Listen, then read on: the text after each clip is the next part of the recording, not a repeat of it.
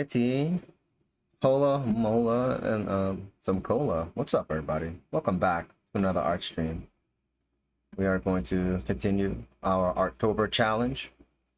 Today is the 13th, and today's character is Nadia from Nadia, Secret of the Blue Water, which is a movie.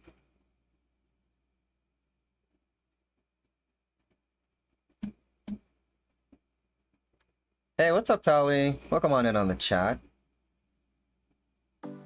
And oh, you know what? I totally forgot. You know, can I do that right now? Expect that right.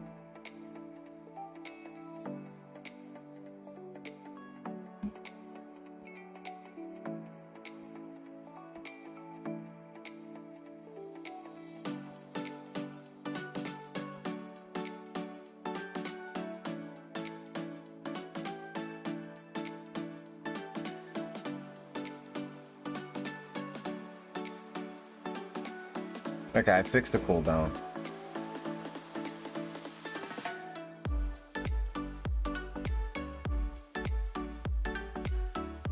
That should do it.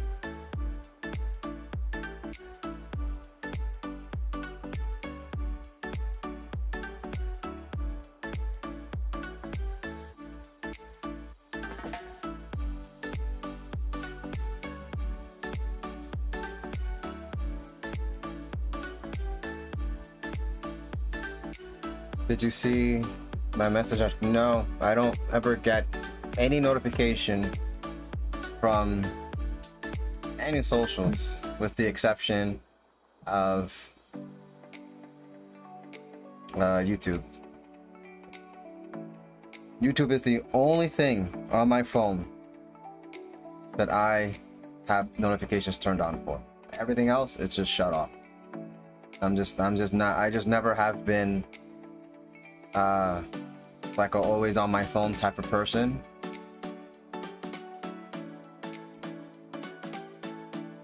So I typically like to keep my notifications pretty clear. So anybody sends me anything, until I actually go on the actual app, I won't see it. And you know, sometimes when I do go on the app, it's just to do a specific thing and then get off. But I don't doom scroll. Well, okay, I can't say that because I kind of do that on YouTube. But you know, I don't like the idea of going on social media and just doom scrolling, right? Just scrolling, looking for something, looking for a distraction. I don't really do that. I don't like the idea of that. You know, no offense to anybody who does it, you know, everybody they just do their own thing, but just me, I don't like doing that. You know, I'm pretty introverted.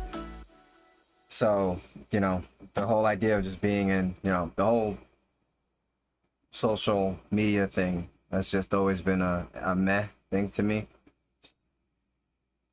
But yeah, you know, that's just how it is. I'm typically easier to reach in person, or you know, I just like to deal with things that are in front of me. Anyways, but yeah, no, I did not see it. Oh man. All right, so it's 5 o'clock. We've got plenty of time, and it's an anime, which is, you know, very comfortable drawing today. I hope I'm gonna have a good time and an easier time. And yeah, let's get to it. Now, if we do, we do finish early, then you know, I may just like end stream and start up a gaming stream, and then we can I can play some Fire Emblem after 2 weeks. So that's gonna be my motivation to finish sooner than later. All right. So today we're drawing Nadia, and I've never seen this movie, but I've seen this character for sure before. And what's really cool is that you can actually go on the website, and they have all the art, like the behind the scenes artworks of the animation and references and stuff. So that's actually that's really cool.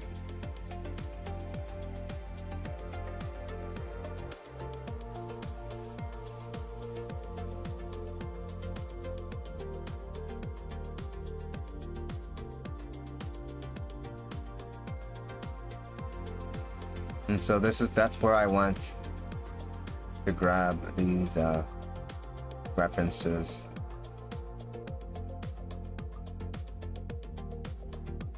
Which makes this so much easier because now I have all the information that I need. And here's a reference for color, because we're gonna color her in. And then here's like the body reference. So we got references for the face, we've got a reference for the color, and we got a reference for the body. So yeah, we've got all the information we need. Now we just gotta come up with a picture, illustration. How are we gonna draw this? And I was thinking, oh, sorry. I was thinking, so, I've never seen the movie, but I'm looking at the screenshots and, it's a lot of water. It's a lot of water. A lot of agua. And when I think about that, there's a lot of boats. A lot of boats. And a lot of obviously, oh my goodness. We gotta redeem. It's the one. Mo got the one before Tally did. It's crazy. Good stuff, Mo. And I've taken out the cooldown, so now I'll shout, whoever gets it first gets it first. No need to remove the cooldown. Her on top of the water would be cool. He's like, I don't need it. Yeah, I don't know. I don't know what her abilities are. I don't know if she could stand on the water. That'd be a very artistic take. But I was thinking, you could just put her on a boat. But do I want to draw a boat? No, I don't want to draw a boat. So here's the plan. Here's the plan. So we could draw her. And let's create the S up. Create an S. So we can draw her on the bolt, right? Let's say this is her head or whatever. Oh, but you know what? I feel like I did this already.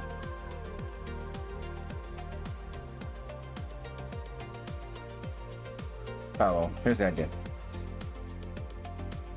We draw it on the bolt.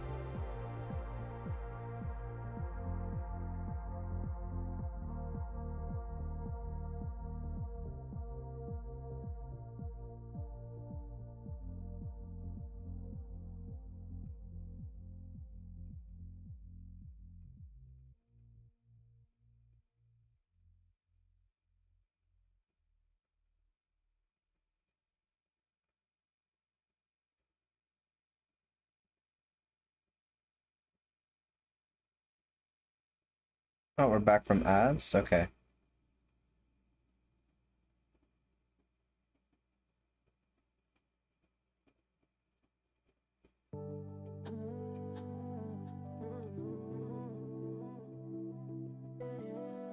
So I was thinking,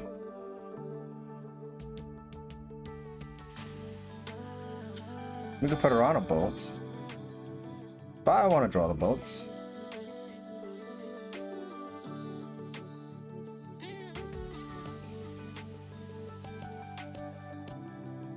But we can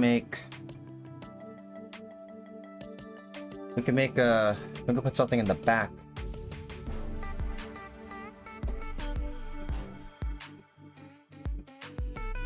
That gives us an idea that she's on a boat, right? We get the impression being on a boat.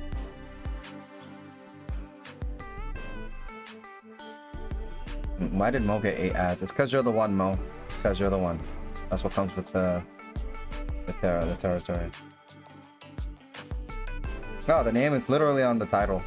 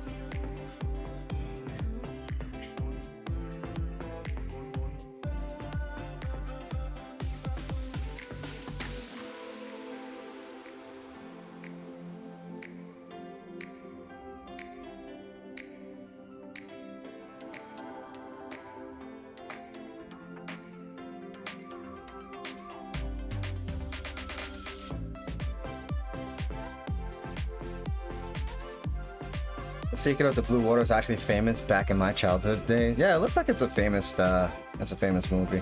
Nadia's powers and Nadia. The Secret of Blue Water comes from the Atlantean Blue Water and her lineage. Give her abilities like animal communication, telekinesis, and control over Atlantean technology.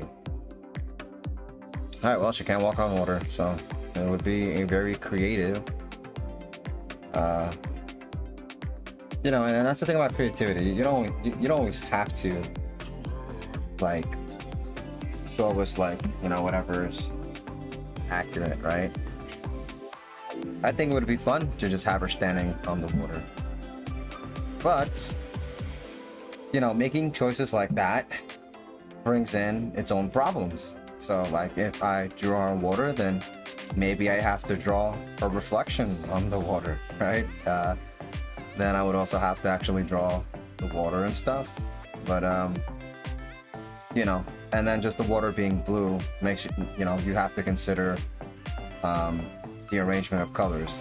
You know, every scene comes with its own, I don't want to say problem, it's its puzzle. It's its own version, right, of the puzzle.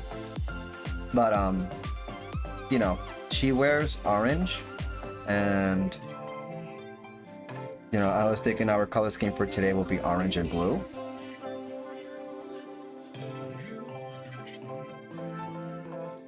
And, you know, we are going to be dealing with blue regardless, but at least in an angle like this, the blue will be the sky rather than the sea.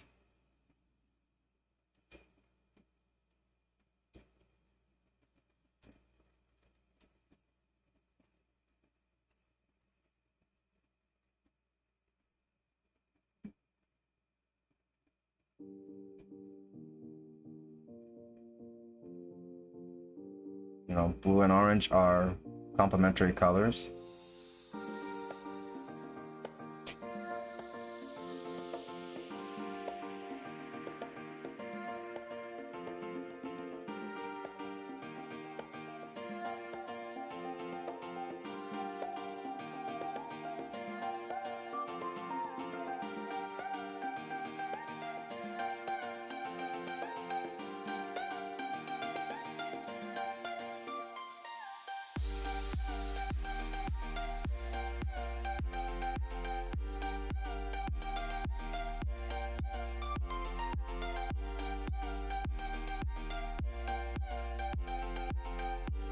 Tali says my eyelid keeps twitching. How stressed am I? Well, how did today go for you, Tali? Are the kids back from school yet? Didn't have to make any doctor calls. Most of us I can walk on water too, but with Photoshop.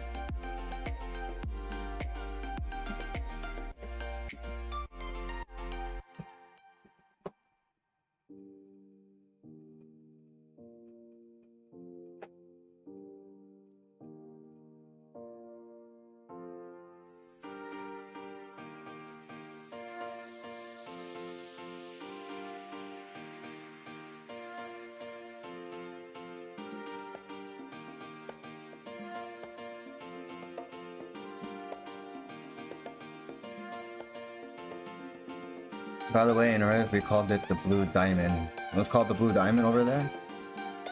Oh, Tali, yeah, how did the midterm go? Well, I mean, like, you don't have the results yet, right? Or do you get the results right away, or is it like you kind of have to wait type of thing?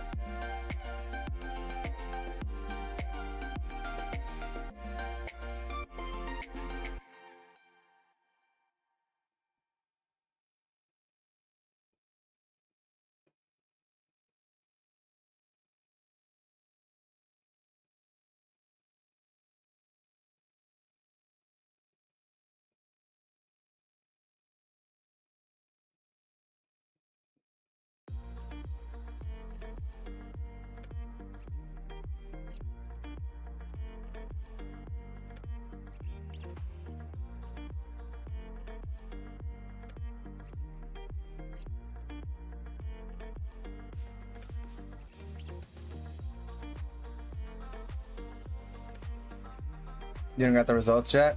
Alright. You got another midterm tomorrow? What do you mean? Why'd they do this to you? Why'd they do this to you?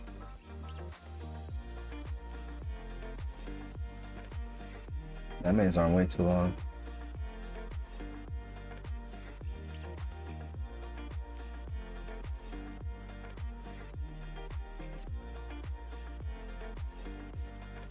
And foreshortening it so much, you know.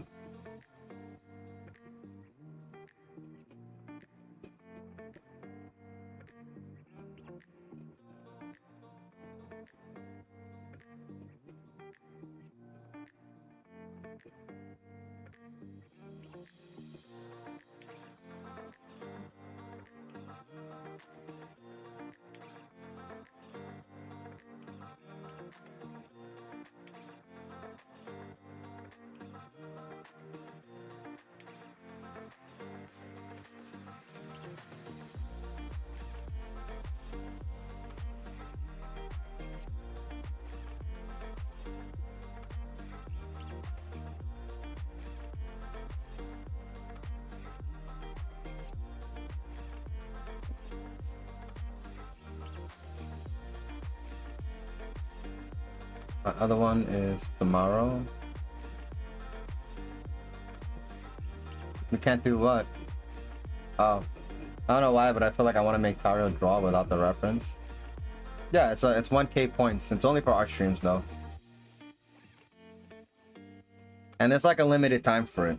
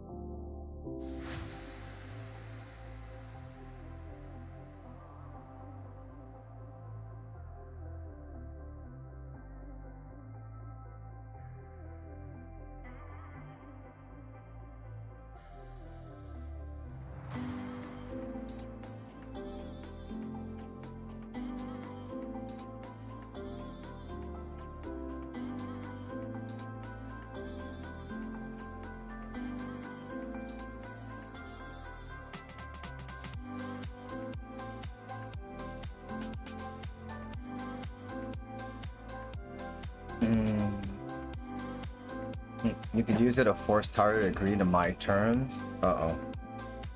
Uh-oh. Is this a hostage situation? What do you want? Let him go! That's the future plan to put pressure? Uh-oh. So he stops eating my food before I even start eating it?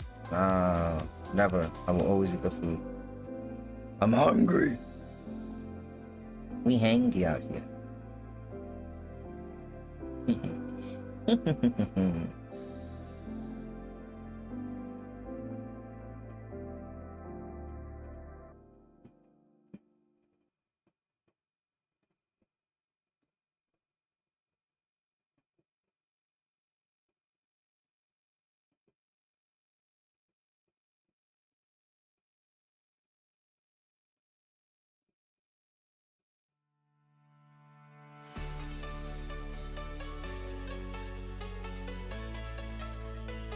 But yeah, drawing without reference for a limited time forces me to use my memory.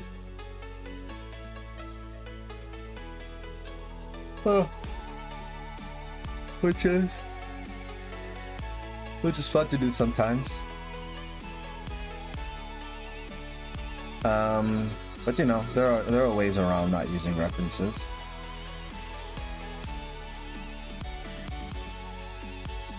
But it's part of being challenged, and I did put that there because I do like to be challenged, because I'm not afraid of failure. So it's just kind of like, yeah, if I have to draw without references and it comes out looking really bad, then that's just part of it. It's a nice humbling reminder that I still need to work on myself and improve.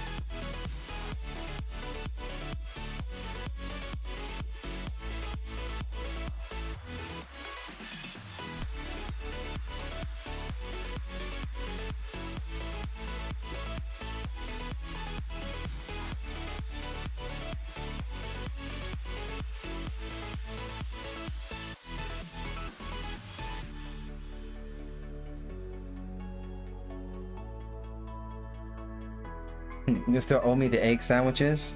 No. Omelette du fromage.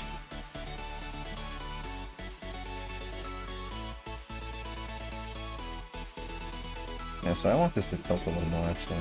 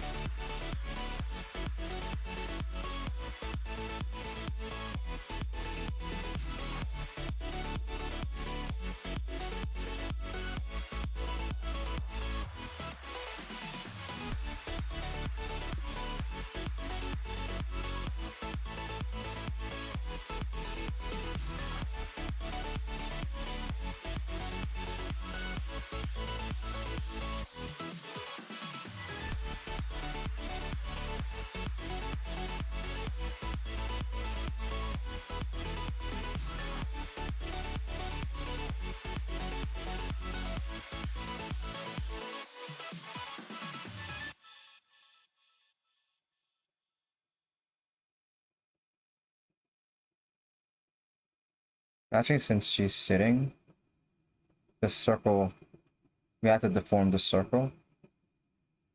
Make it a bit wider, like so.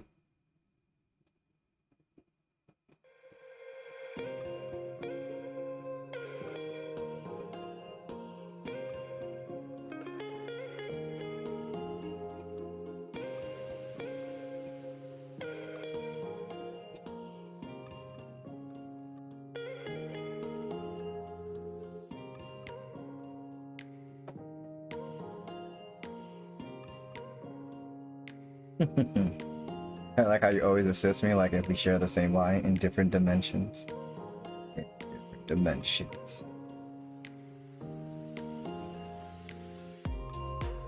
DBSR is not a bad game. DBSR.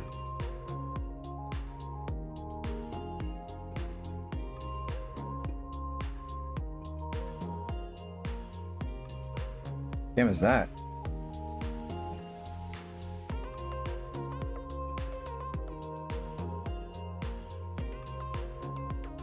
What game is that? See, it's not just me. Talia is also confused.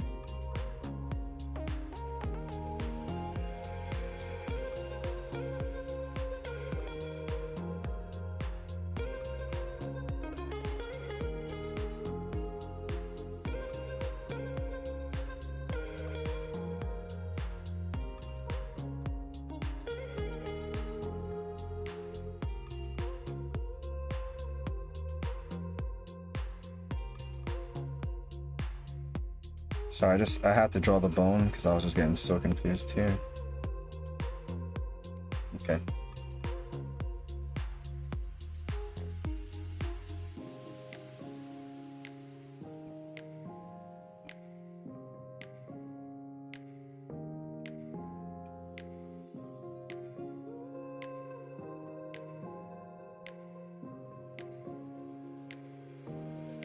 A new anime MMORPG game that actually has some interesting mechanics and gameplay.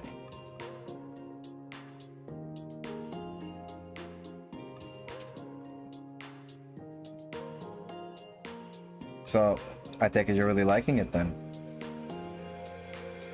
Is it gonna replace another RPG game you play? Or MMORPG? Or is it just a new pickup?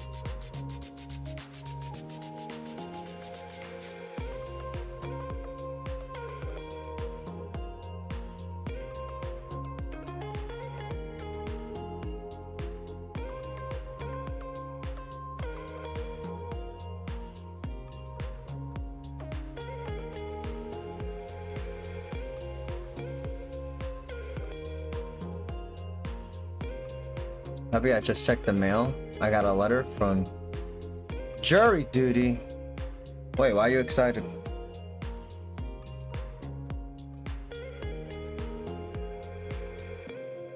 Why are you excited?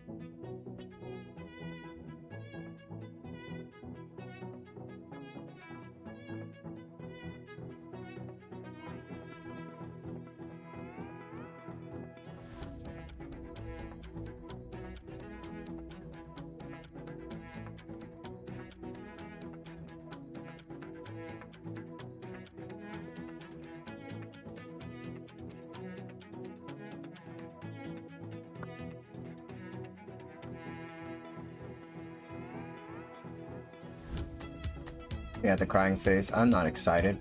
I should not be getting them. I'm an ex-government employee. I don't know what to tell you. I don't know what this means.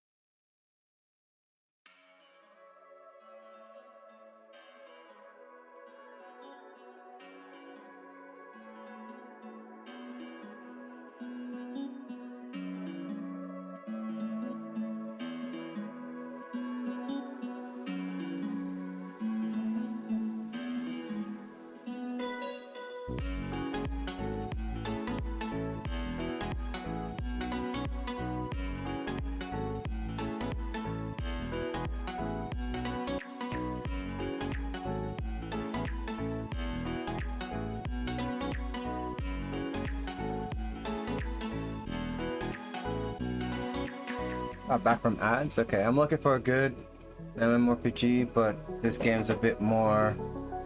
Oh, but they're all pay to win. With a short life expectancy, but...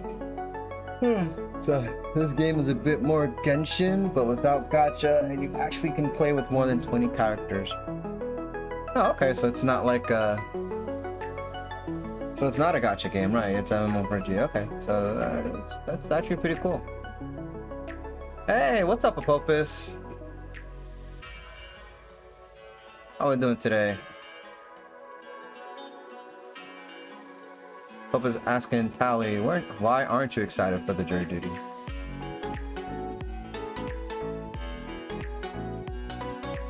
Tali is an ex-government employee. She should not be getting any summons with an E. Mel says 20 players, not characters. Oh, 20 play. Oh, okay, got you.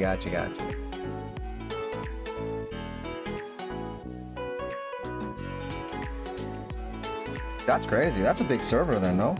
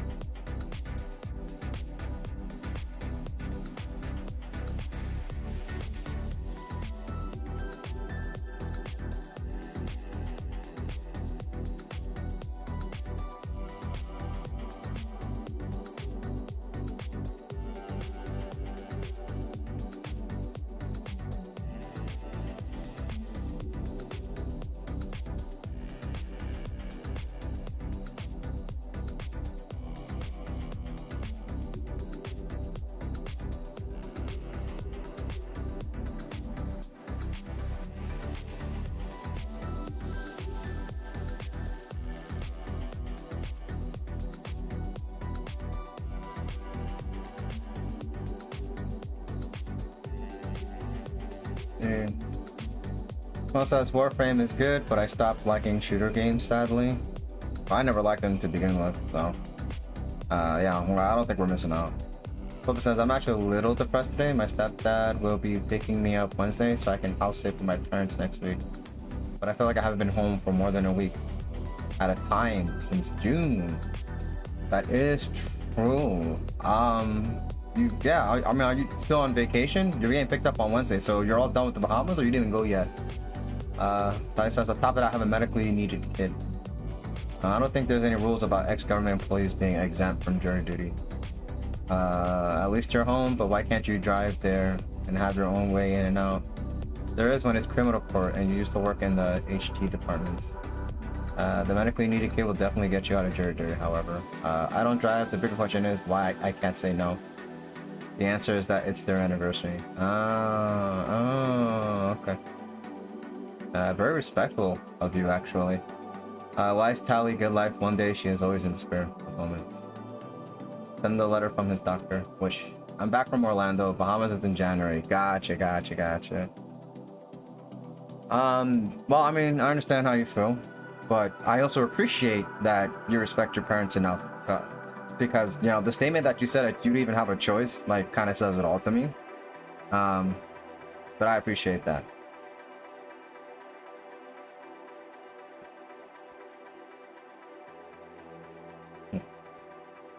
Now Tally's questioning Mo. Despair? What is this?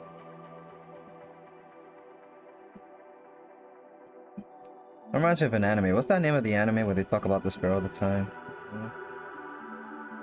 Danganronpa, that's what it's called.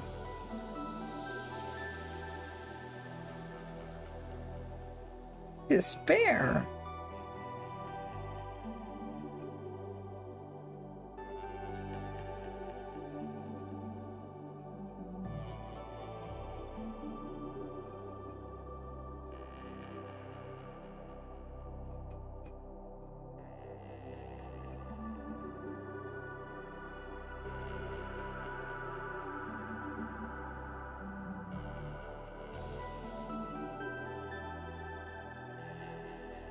To be fair, if it wasn't their anniversary, I would probably say no. No, yeah, of course. But I mean, like, it's just, I've just met so many people who just have no respect for their parents, like, at all. You know, it's just, and it seems to be like an increasing thing I see these days. Well, especially in New York. I can only say in New York because I don't be going around the place, but at least over here.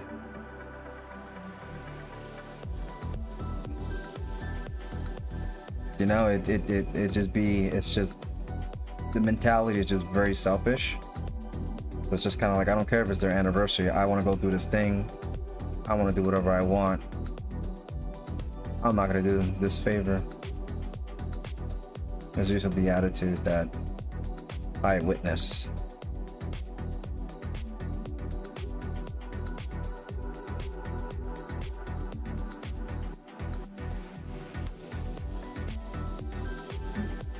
And I don't appreciate that.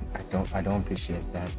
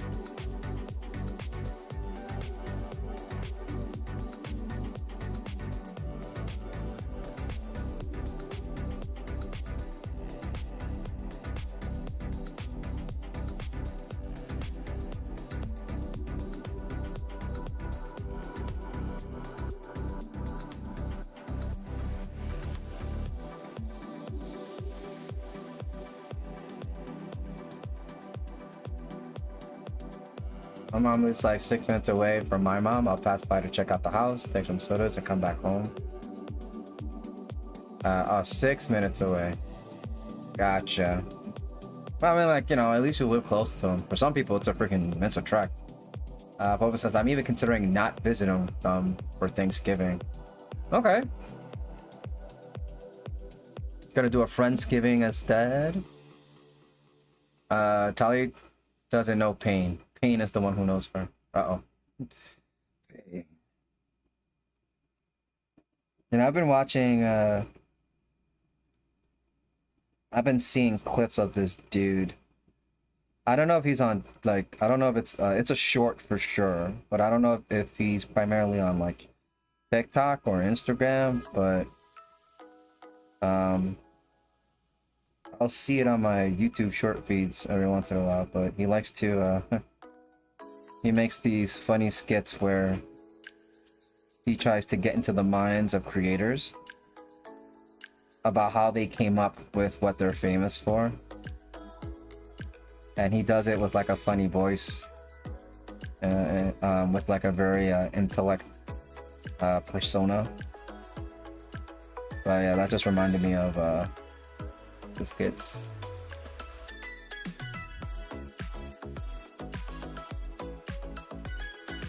Okay, what's wrong with her arm? Is it a...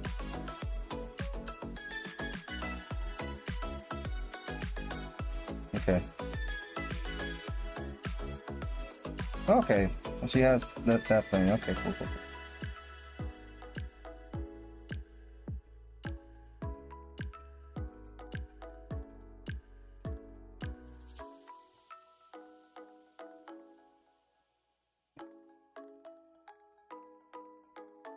I know what this is.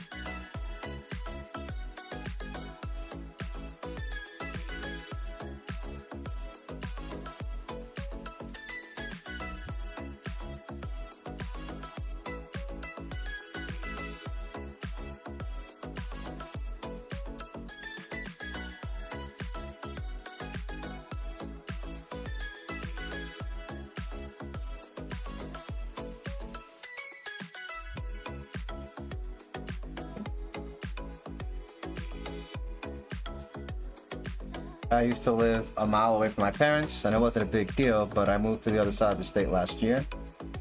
Yeah, and the adult group at the young adult group at church is doing Friendsgiving. Okay.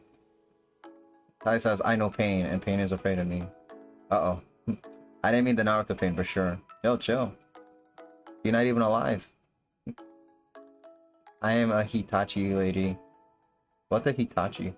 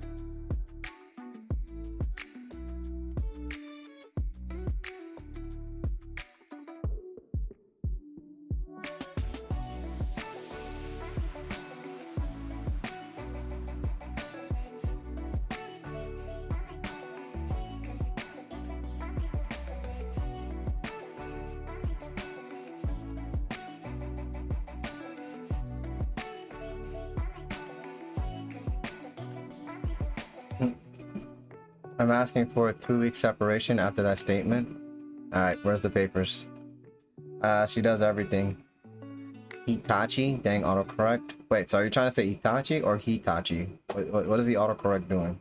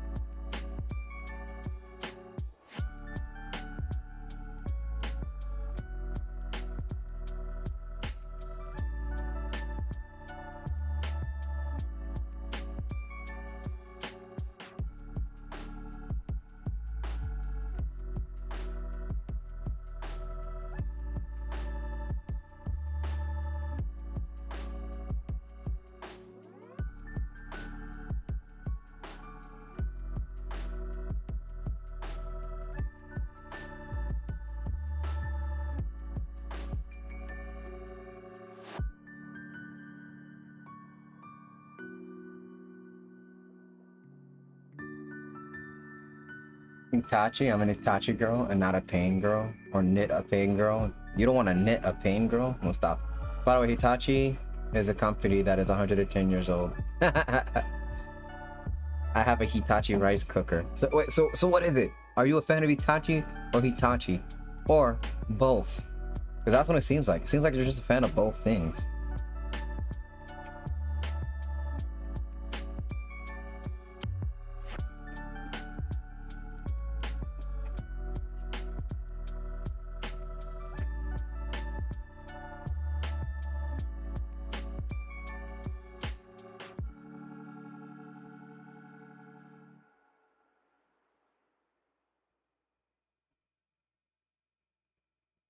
Both?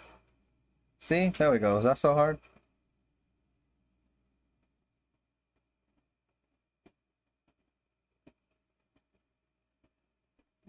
And I retract my separation. Oh yes, Hitachi is a very great character in the series. You know, there was just something about what he did that just made sense to me. I remember saying I was an Itachi fan before it was revealed what his intention was, and a lot of people thought I was crazy, and I don't blame them, to be honest, but I don't know, there was just something about him. Because I don't know, and I guess it's just because I'm an older brother myself. But yeah, you know, I can't even say. I don't even know. It's just very and I can say definitely influenced me in a lot of ways. But I think Itachi was a great lesson about making sacrifices, because that's what I learned from Itachi.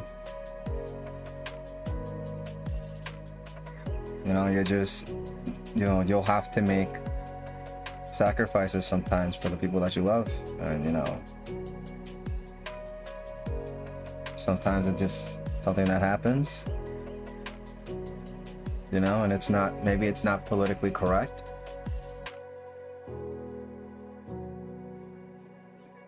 and it's a big response, you know, it's a burden, right? Well, it's a responsibility that you'll have to hold over your shoulder. But you know, when you really believe in the right thing, you know, it's like if it's like the right thing to do, then you know,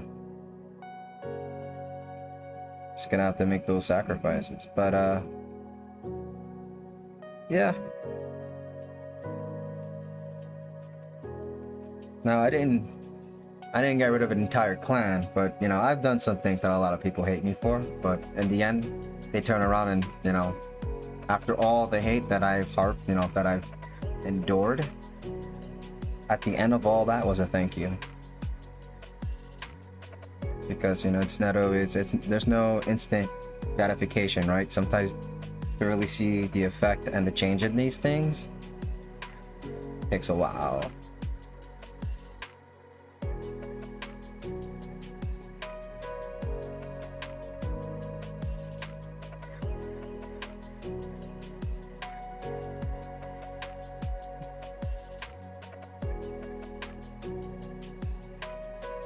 And then sometimes, you know, things just kind of fall into place as well. I mean, I remember I have a friend who like absolutely hated me.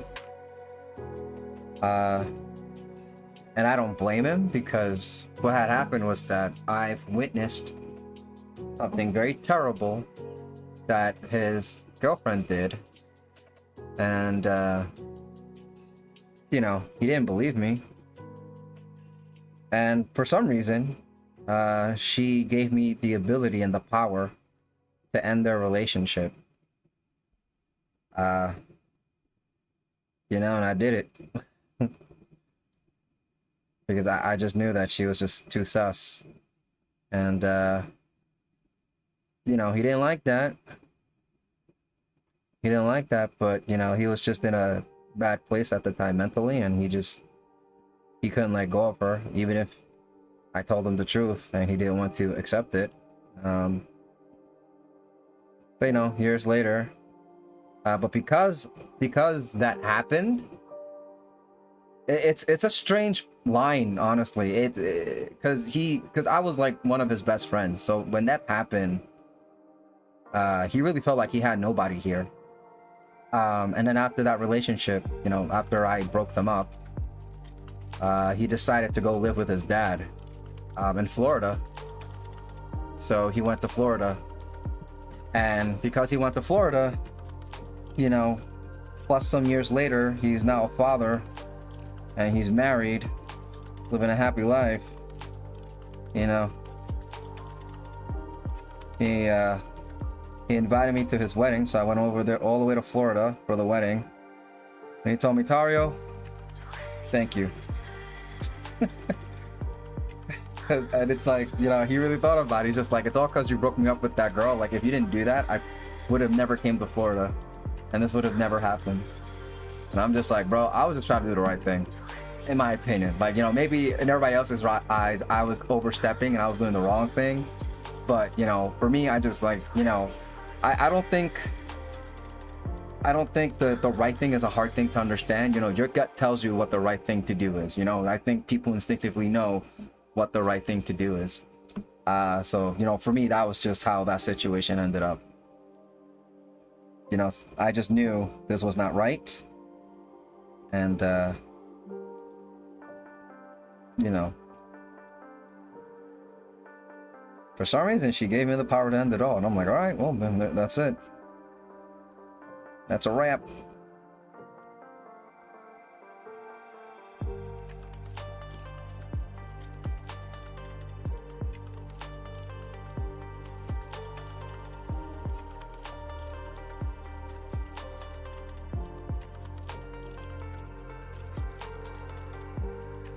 And then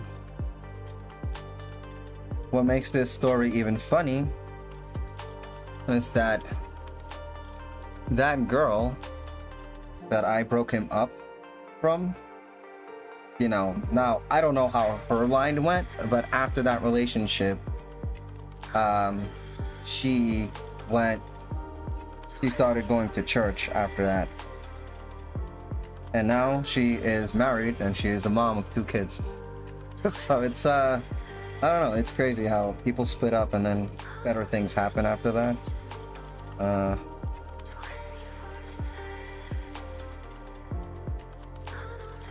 But yeah, you know.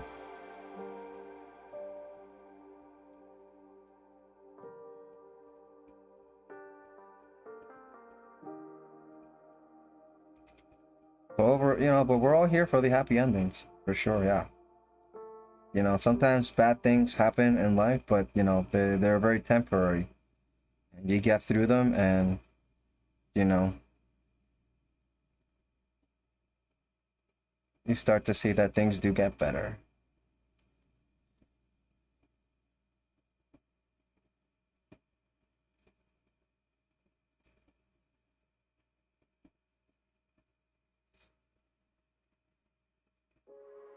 I'm a Kakashi boy, alright.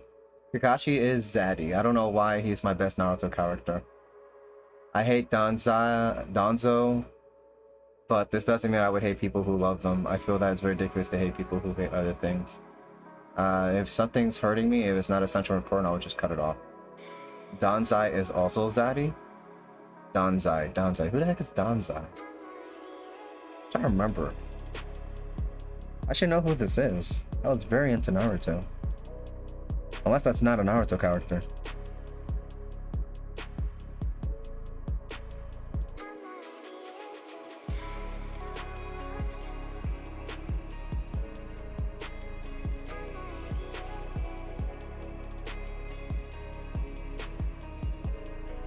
From Dango Stray Dogs? Yeah, I don't know what the heck. I don't know what that is.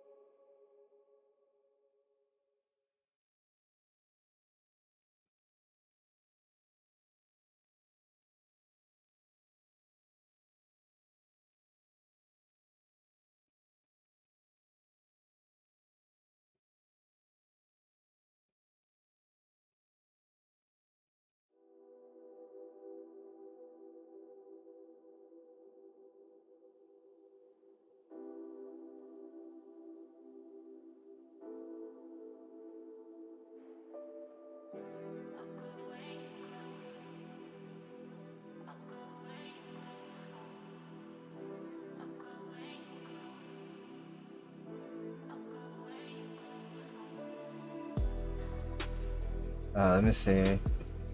He's not from Naruto. If I take Advil, will that help with the eyelid twitching? Because I'm getting annoyed. I don't think Advil would help with that. I understand that he's inspired from a novel character, but let's be real. Why would I like a killer who wants to get the GGs from life with a beauty? And Tally's like, because he's hot. Because that's, I mean, you know, for some of us, that's all we need.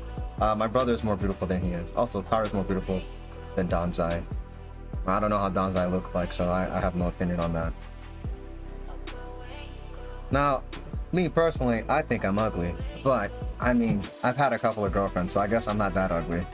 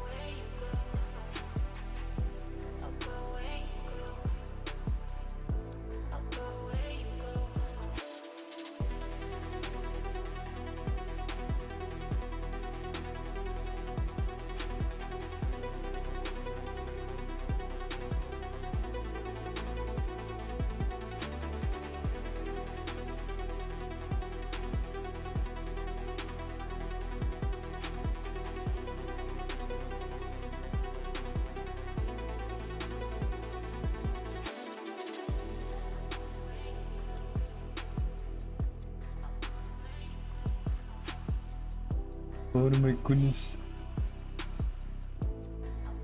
It's not about look, my dear. It's about personality. I don't know. Are you telling me that I'm actually ugly and I just, you know, my personality is my redeeming quality? Is that what you're telling me, Tally? Hmm? Hmm? Hmm? Hmm?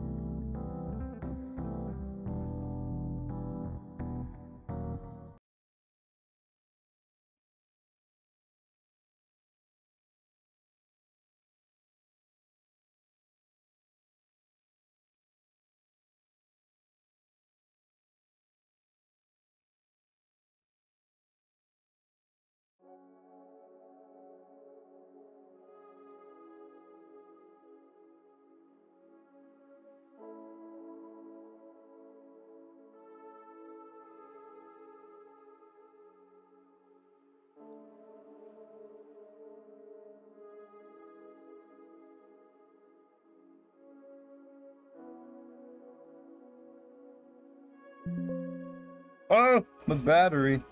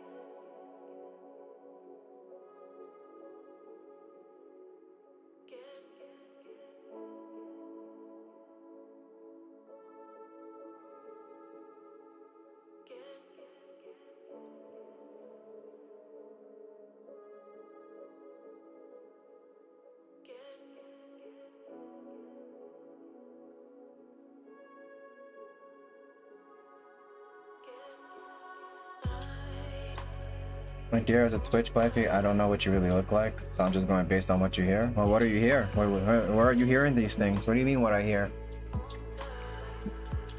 Who's talking about how I look like? Mo says the only beautiful thing about me is my smile. Oh, that's great. Now we know Mo has a good smile. But does he ever smile is the question. That's the next question. Does he ever smile? Yeah. Actually, before I draw this, I should draw the top.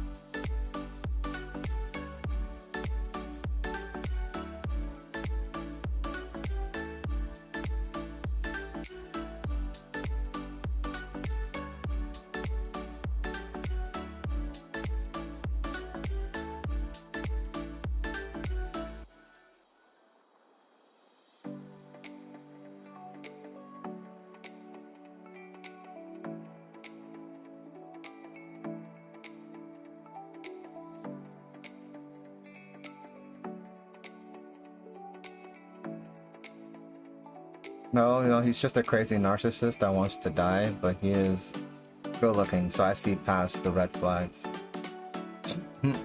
I see past the red flags. You're talking. Looks like Tyra's spying on me or something. I gotta get that picture. This guy sees his dentist. Look at that smile. Beautiful. It's beautiful.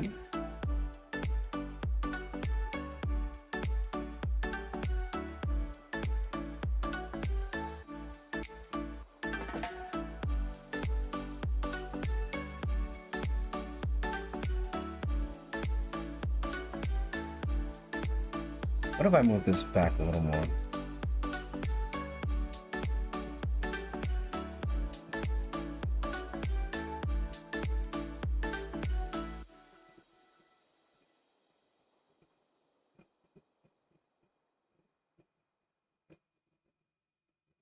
We will apply the transformation.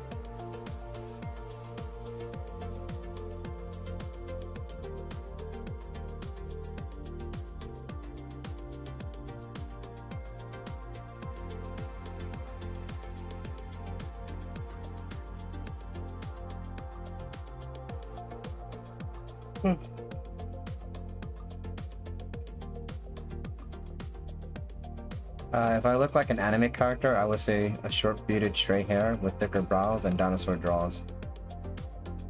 But it's just because I have an anime, 2 sharp teeth. I would say a plus size version of Chung-Li because I have the thick thighs. Okay, and Mo says I look taller than my height because of my wide shoulders and large triceps. Like those dinosaurs. Ty says I'm short with short arms. Short with short arms. How does that look like? How does that look like? Short with short arms.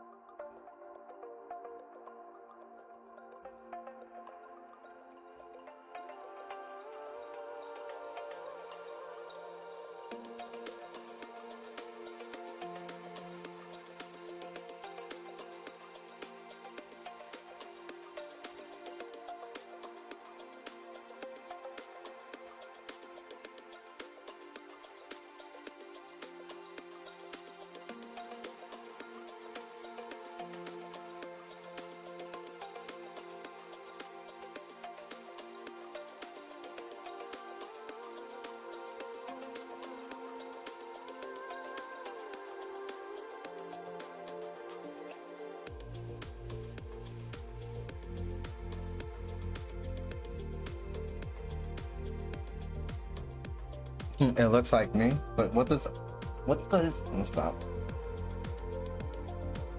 What does it look like?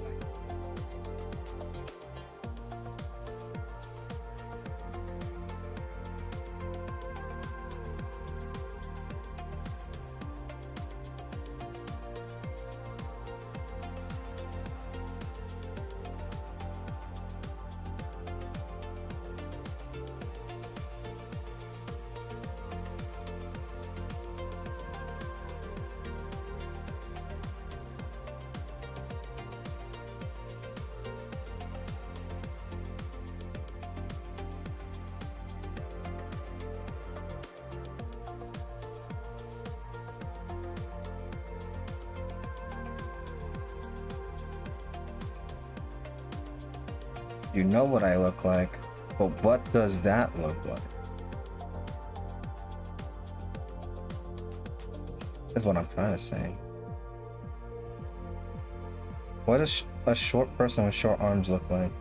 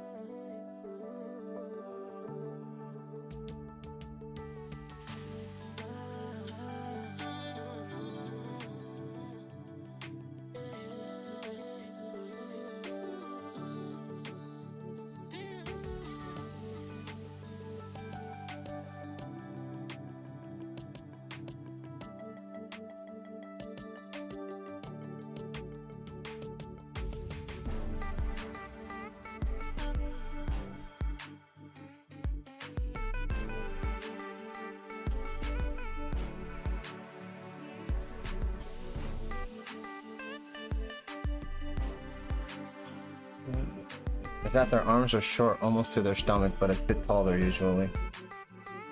I can't even put the borders on my bulletin board at work because the top part is too small.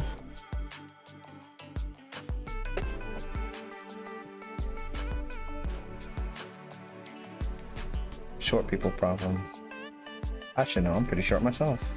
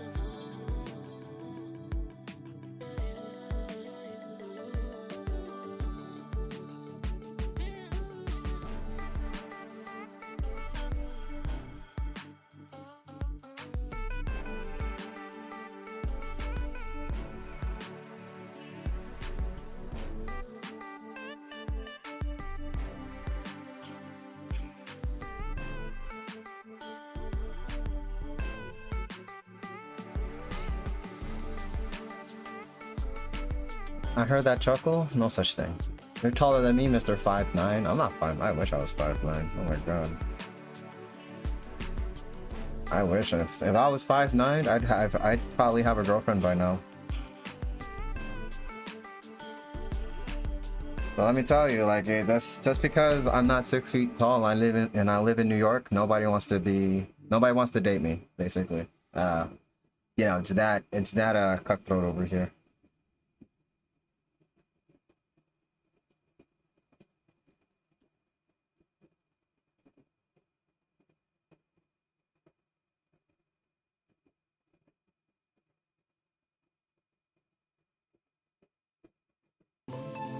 B-Man is 13.5. How'd you know? What's that?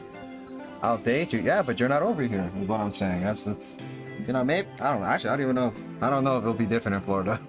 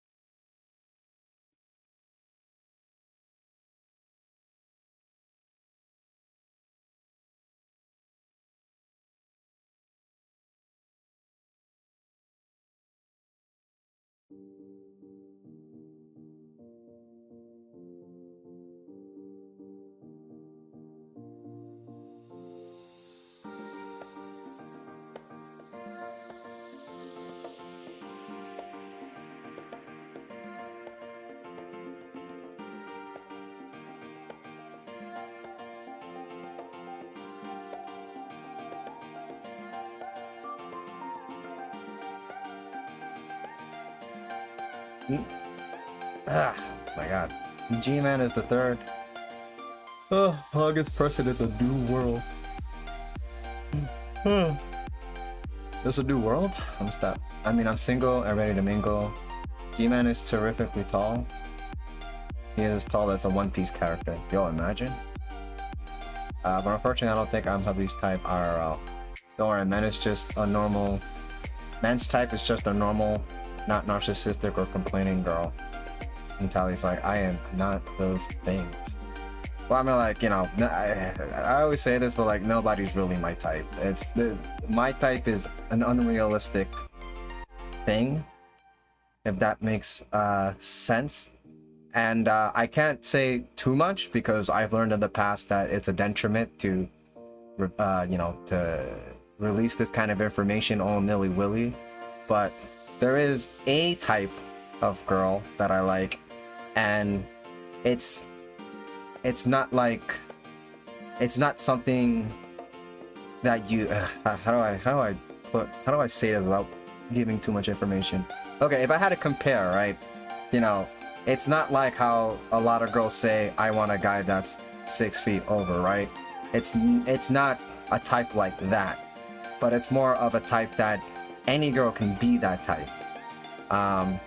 But the problem in my past is that, like, all the girls I've dated were never my type, but I thought I can convert them into my type, and I have learned that that doesn't work out in the long run. So just moving forward, I just decided, I want, I'll, if, she has to have already like be my type. You know what I'm saying? You know what I'm saying? Like, yeah, I'm not gonna like turn a girl into that kind of girl that I like anymore. So I'd rather it just kind of be in the base kit, when I meet her, and we start dating and that stuff like that. But the actual type, if we had to like include all the physical stuff and all that stuff, there is a preference I do have, but she just kind of doesn't exist. And on top of that, if she does exist, like, it's unrealistic for me to be with a girl like that, or like if I do, then there's some kind of catch, right? And that's just like realistically thinking there. So, and I guess what I'm trying to say, at least for most men, from what I understand, is that we don't really aim to date our type. If that makes sense. Like, every guy has a type of girl, but we don't aim to date that. Most guys just kind of take what they can get, from what I've experienced. And I will say that all the guys that I know that are married and happy with the person that they're married to, it's not even the type of girl that they've always explained and dreamed that they were gonna be with. So, usually 9 times out of 10, you don't end up with the type of girl that you want. Mo says, I never dated, I just got engaged and married after a few months. Yeah, actually, I have a friend, well, I have 3 friends that has gone through something similar to that. But I did have a childhood friend that, he always talked about the type of girl he always wanted to be with. And, but, we got older and he told me that his family they arranged a marriage for him, and he was not happy about it because he's like, well, what if I don't like her, right? I didn't get to pick her, they chose her for me. And I didn't know, I obviously, we're young, so I'm like, I don't know what to tell you, bro, but like, I think you should, but like, I understand the feeling, it's uncomfortable, and you don't like it, and maybe if you express that to your parents, and it's like, nah, bro, I already did. They don't care. Like, I'm getting married to this person whether I like it or not, and I'm just like, can't say much there, but despite all the fear and the anxiety, like, he very much likes her. Like, it turns out she was the right pick for him after all. So, that worked out. And then my other 2 friends arranged marriage as well, but they were women and they wanted to choose the man they wanted to be with. I only know, like, one friend never got to pick a guy, and then the guy that her family picked, she ended up being very happy with, so she was very satisfied. So it's kind of like, it's similar to my other friend. The other girl, though, she was first, so despite having an arranged marriage, her family gave her 4 years to do whatever she wants with her life, and if she couldn't find a man to marry, in her own terms, and find like success in her career that she wanted to chase, then she promised she would give up and she would marry the person that they've arranged for her. So that was her situation, and in the end she failed. She ended up marrying the guy that her parents wanted her to marry, and she's very happy with how that turned out. So I don't know. It's and Mo seems to be very happy. Well, not that Mo had an arranged marriage, but at least not that I know of. But typically, in the media, at least from what I've seen in the media, like, the idea of being in an arranged marriage is like very demonized, and so every time I hear that, I'm just automatically thinking, wow, that's terrible. What a terrible fate. But then I witness where that fate goes, and there's so much happiness, and it's very endearing to see, and it just makes you think, man, maybe it's not so bad.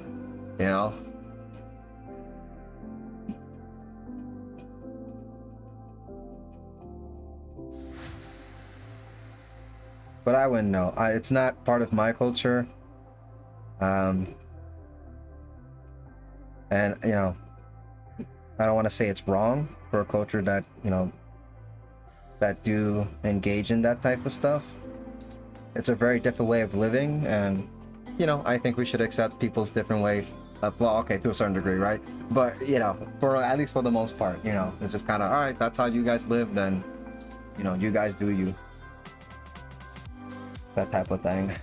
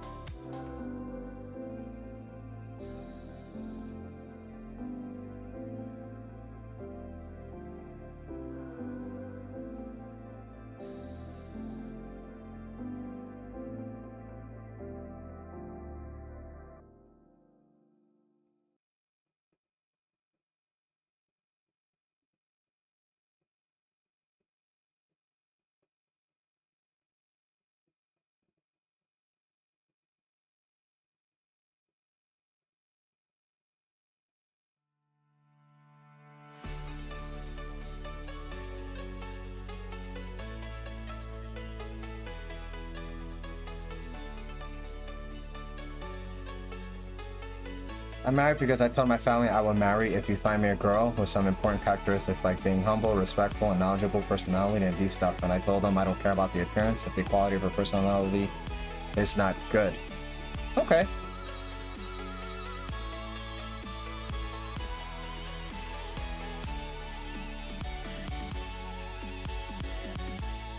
And it looks like they you know, they came through. They pulled through with what you know, you're into, which is great. I told him as a joke, and it ends up being my destiny. Uh-oh. Uh-oh.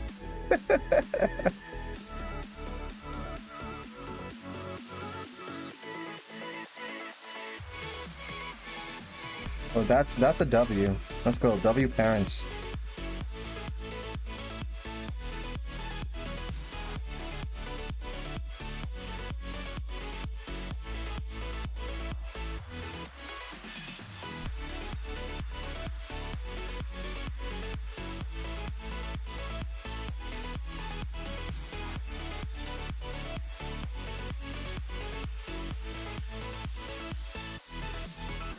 You know, and it's like, you know, it's funny, like, so, you know, at least maybe at this point, if I had to rely on somebody to pick a girl for me, it would be some of my closest friends. Because they know the type of girl that I like. And let me tell you, like, my best friend specifically, has been looking, like, keeping an eye out for a girl for me. And bro, he told me, Tario, like, whew, you're right. That's a hard girl to find. And it's like, and I keep telling him it's the environment. It's like the type of girl that I like, you won't find her here. Like, I have a friend that's Chinese, and he went to China, he came back, and he's like, yo, like, over there, very, very common. The type of girl, the type of girl that you like, it's all over the place in China, all over the place. You know, and it's such, and it's the fact that, like, you know, that I have a friend who has a hard time finding that girl over here in America versus I have another friend who goes out into China and he's like, they're all over the place. Really just shows how different the environment is. What type of girl do you like? I can't say, because it's like, if I said out loud to the public what kind of girl that I like, literally any girl can be the girl that I like. But, and I again, in the past, I've realized that was a mistake. So I think it should be a natural thing. You know, the type of girl that I like should naturally be that type of girl. So yeah.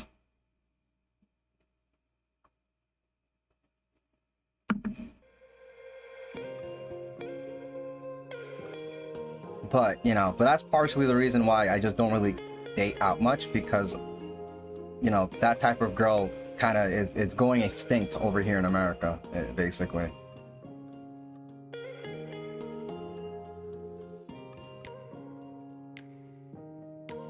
And that doesn't mean she doesn't exist. It's just she's very hard to find.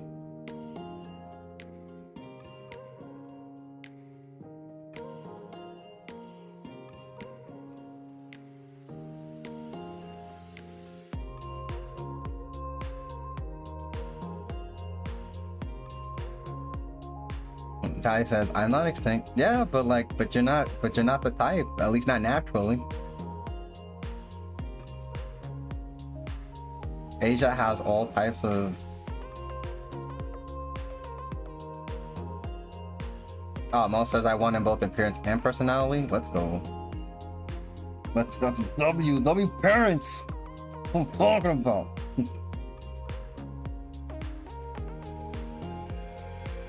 This should be one line, but I just want to lower this a bit because I want us to be able to see.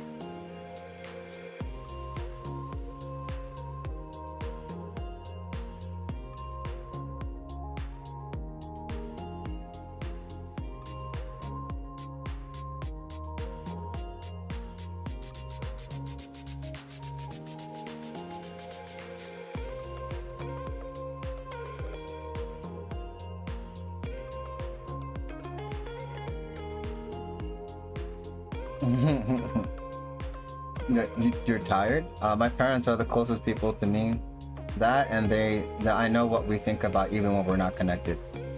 Oh yeah. Love that. You know, and I love friendships where you guys have that telepathic communication as well. You just kind of give each other the look and it's like, oh, he's had a whole paragraph just by looking at me in a specific way.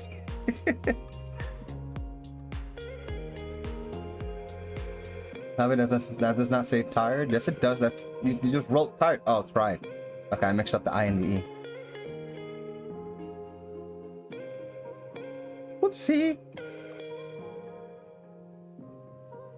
Oh, you know what? I just realized that she has a cut there, right?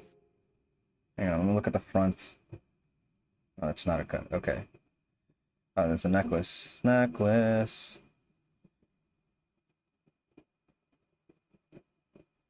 Okay, well, it's like a diamond crystal thing. I don't think that's light enough to glow into the wind, so we'll just have it here.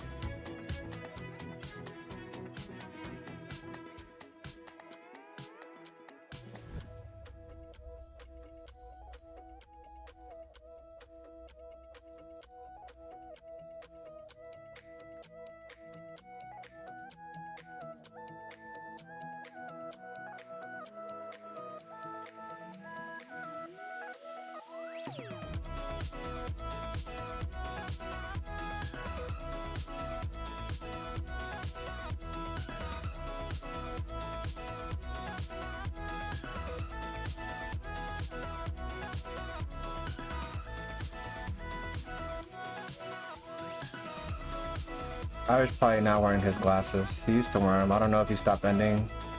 If he stopped ending his other pair of eyes or not.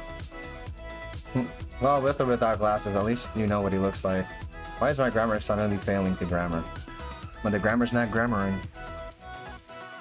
Oh, actually, now that I'm looking up at the screen, we got an ad break starting pretty soon.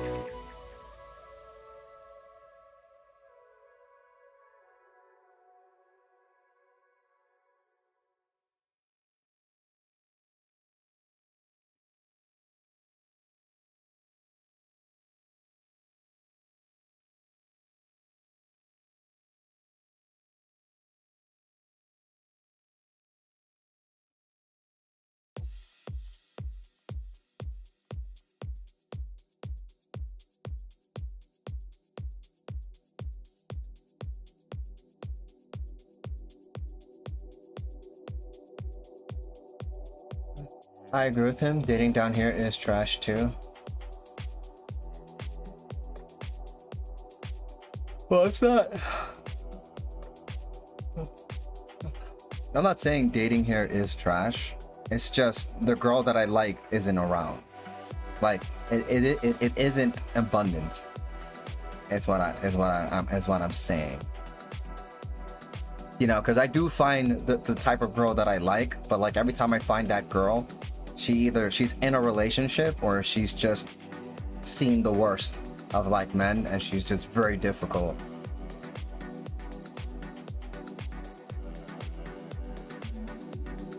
But you know, so it's like not only is she hard to find, but like the ones that I do find, it's just kind of like she's not even available.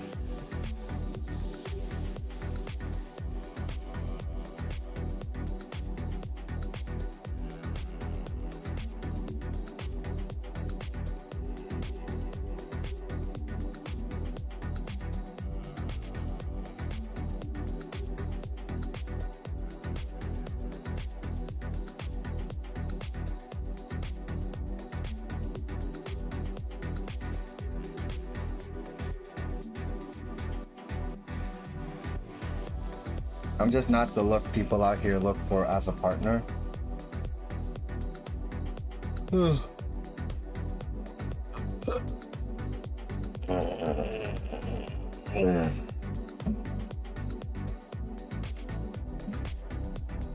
Well, see, the thing about looks is that you can always change them, though.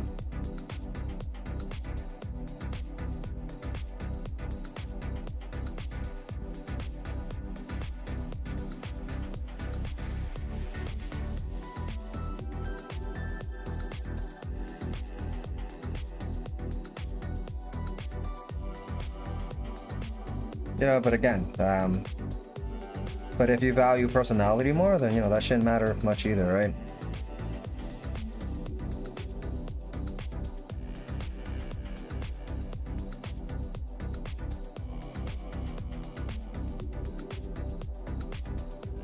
Let's angle this.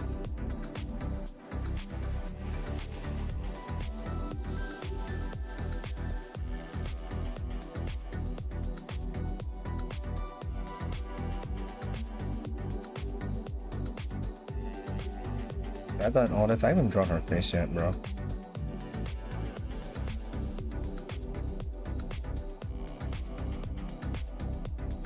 Tyra's almost hibernating. He will sleep the whole winter, I believe. Oh yeah, yeah, definitely. I hibernated today. I woke up and I said, listen, we're gonna have to put this appointment for another day because it is super cold today. I don't feel like leaving. You know, and I want some more sleep. And yeah. I also want to start my drawing early today. I feel like it's 7 o'clock. Like for the past few days, I have been starting my stream around 7 to 8. So it's just kind of like, it's nice to finally be at this point earlier in the day.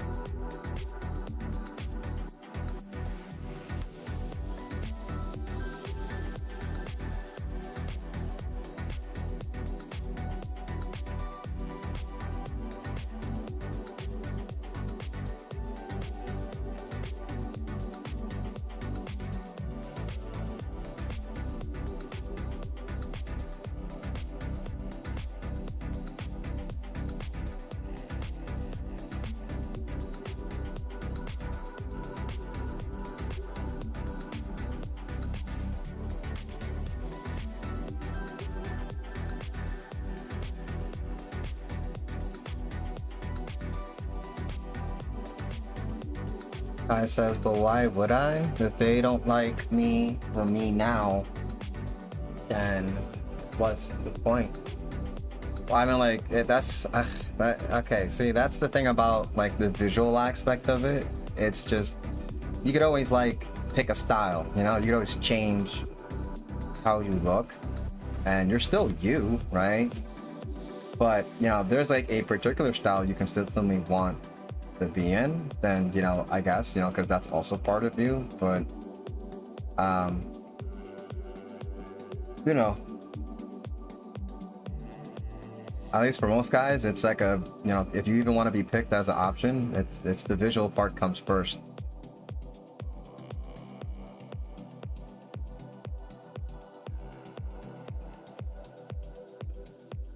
So like, I guess, like, you know, to some degree, right?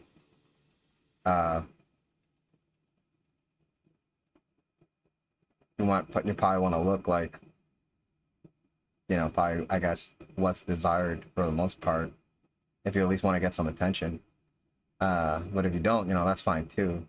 And, you know, there's also plenty of, you know, ways online to find, you know, a person who's into your style. Oh, you mean, oh, okay, my body shape, gotcha, okay. Plus size girls are not well liked down here. Alright, well, there's a lot of solutions. You can either go to a place where the plus size girls are liked. Yeah. You just go somewhere else. Like Patrick always says, you put them somewhere else. Or you bring the guys who likes plus size girls over there. Oh. My daughter's cuddling my arm while sleeping. That's adorable. She's clutching. She is sick. Oh, so she wants to sleep beside me. She loves Papa more than Mama. Whoa, hold on. It's not a competition. But if it was, we know who would win. I'm just saying, Mo. I'm just saying. But it's not a competition.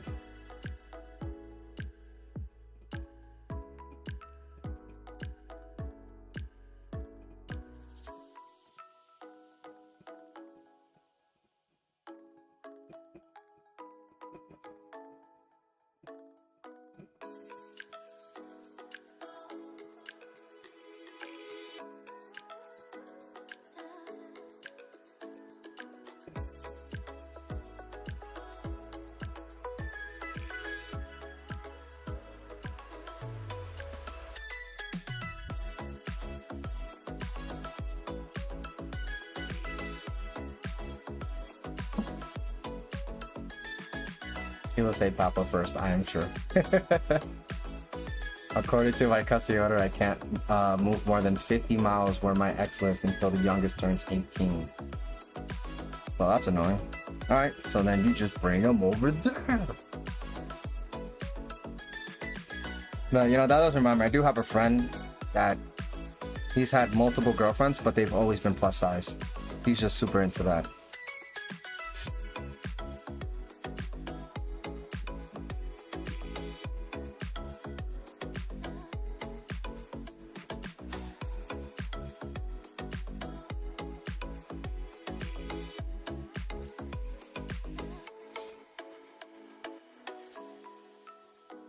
But he does not like a plus-size girl with an attitude.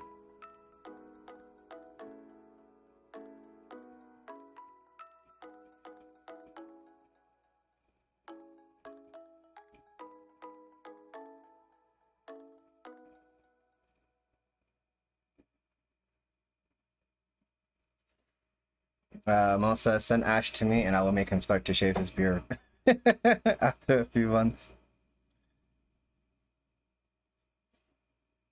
Every man in their life must learn how to shave their beard.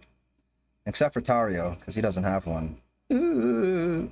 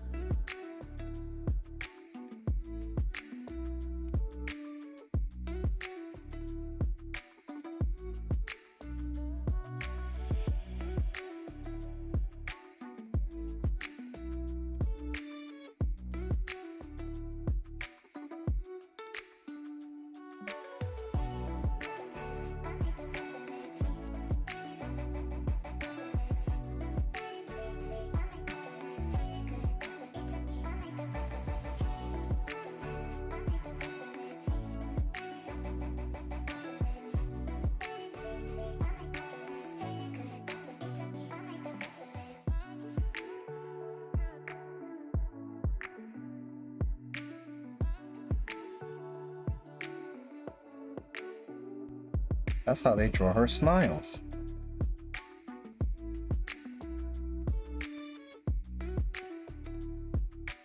Gonna make this ring bigger.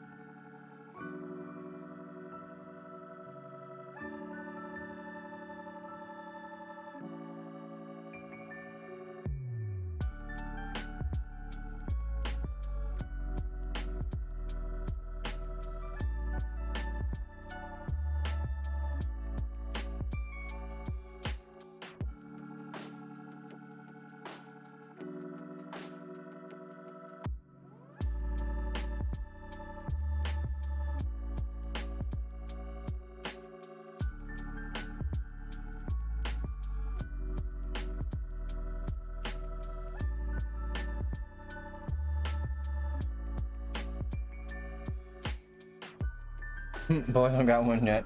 I used to have mine shaved at 14 years old. I think Ash will be like his dad. He won't be able to grow a beard or a stash. Does anybody from your family have one? And Tally's like, yes, me. I have one. Imagine. Imagine. Imagination. Imagination. Imagination.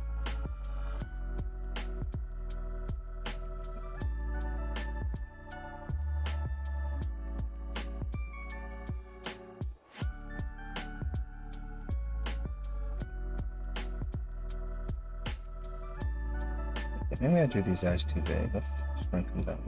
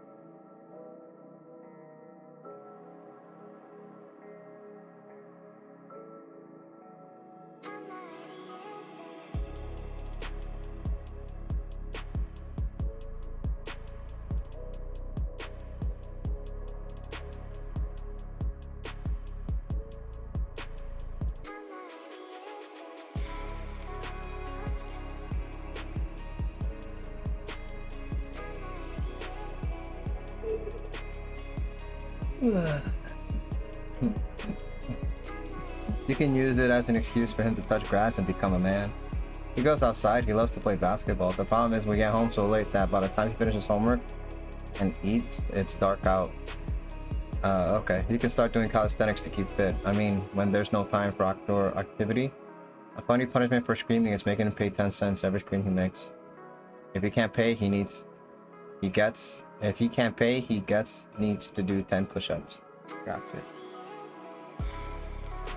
Well, I mean, I used to do 10 push-ups every time I lost a game online. So that's another option. You know, if he's playing Valorant, you know, a lot of push-ups.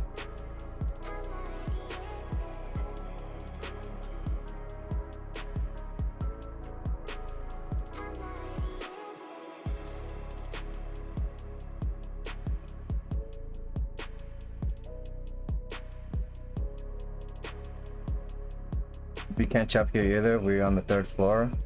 And our downstairs neighbor is Cheeks. Okay.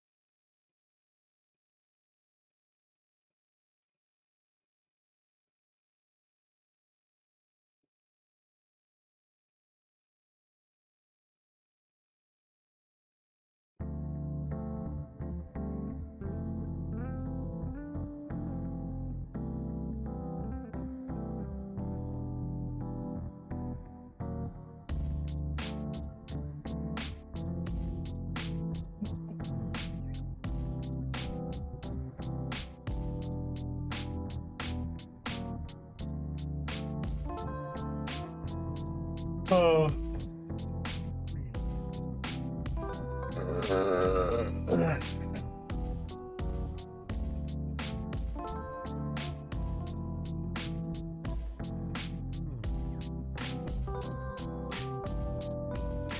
Every time he curses, he gets an added chore. Cursing. If I cursed my father, he would be kicking me out the family. I curse like a sailor, but he knows better. He mostly does it when he's playing Call of Duty or Valorant. Okay, well my question is why don't you let him curse?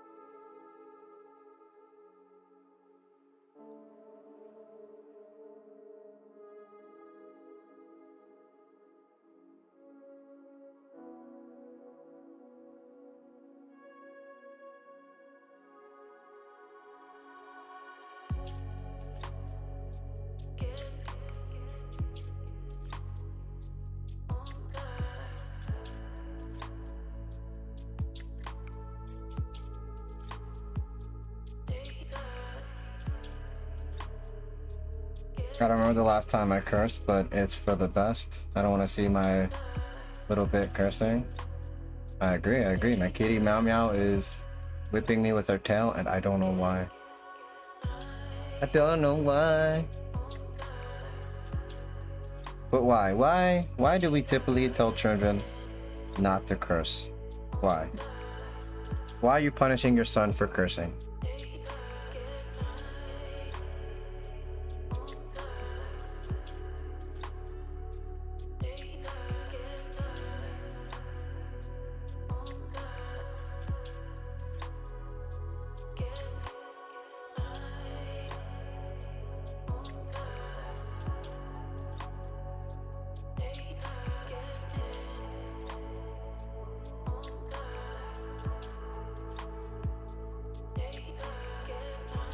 Because it's extensive when he plays? What does that mean? What do you mean by that? What do you mean? Okay, good. It is reflective. I'm so glad they put that note there.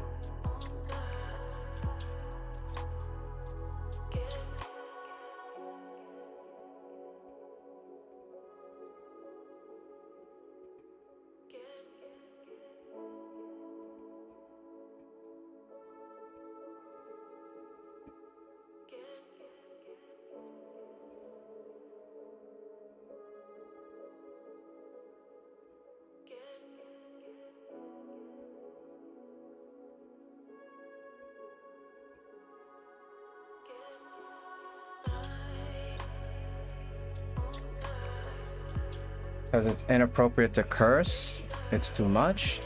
Yeah, but okay, so like if you tell a child you can't curse and they tell you and they ask you why can't they curse? Right, what do you mean it's too much?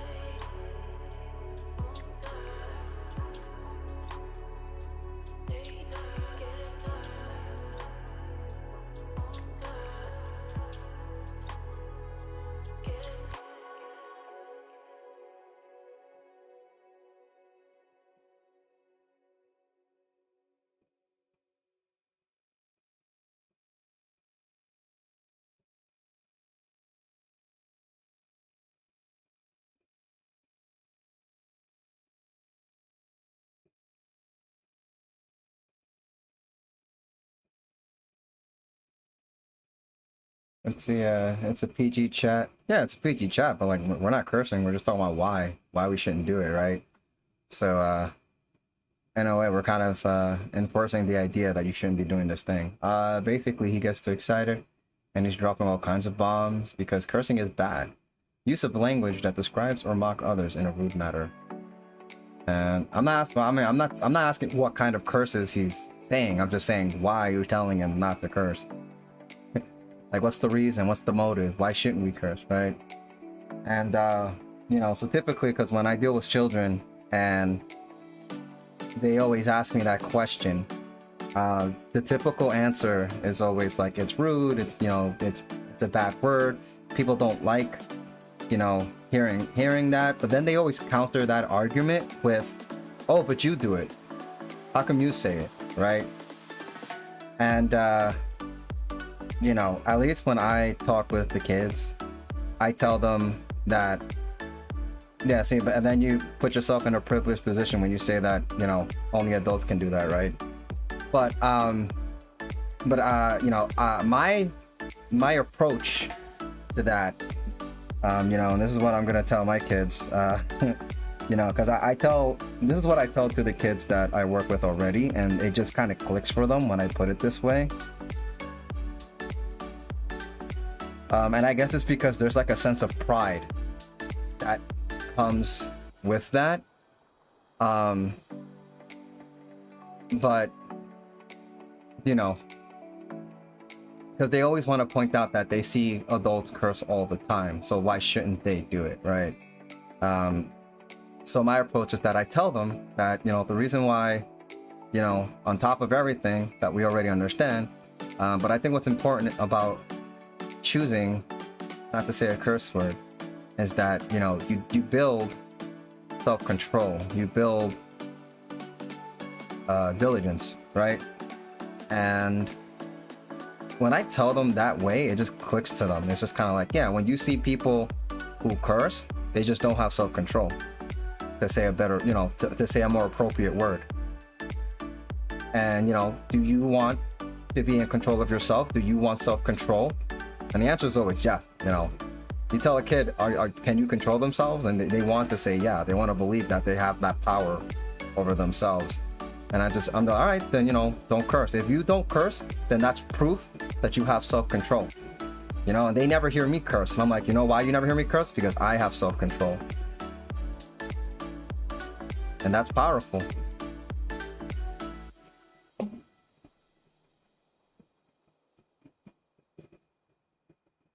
And that's why, you know, and that's why you should practice not cursing, right? Because when you put it in a way where it's like, you know, oh, it's rude, then you're basically telling them that it's okay to curse to, you know, at somebody that you want to be rude to, right? It's like a selective thing. But I think, you know, but I just don't hear enough people put it in a self-control aspect, and I think that's important to include. Not to say anybody's wrong about what they said, but it's just like, it's just that I think that's a missing piece, and I think it will help children understand why it's important to be able to choose your words, right, rather than allow emotion to overflow and just spurt out, you know, things that are inappropriate. But, you know, your language is part of your self-control. And, you know, if you curse like a sailor, then that's showing that you don't really have self-control. Luna does not curse, it's just him, and he started once he hit high school. Yeah, because, you know, that's like the age where you feel like you have a lot more authority in your life, right? And, you know, they get more emotional. And then it's like, because we describe it in a way where cursing is a taboo thing, it feels good to be able to do something that you're not supposed to do. And, you know, and that's why when I take my approach for it, I don't want to put it in a light where, oh, you're just not supposed to curse, but rather I just say, well, you know, you shouldn't curse because you're losing yourself, right? You're losing control of yourself, and you want to be able to tame your mind. You know, so it makes it more interpersonal, and it comes from a place where they understand that it's part of their growth. So that's why, you know, when it just comes to this subject in general, I always like to push that idea, and I think that it's important to push that idea. Just because in my experience growing up, you know, I was taught not to curse just because it's not, you know, it's a taboo thing, right? And that's how everybody saw it. And people felt cool when they started cursing, right? Even if they got in trouble for it, they didn't care, because it's like, you know, I did something I'm not supposed to do. And it's a very human thing to want to do things that you're not supposed to do. You know, you kind of get tempted.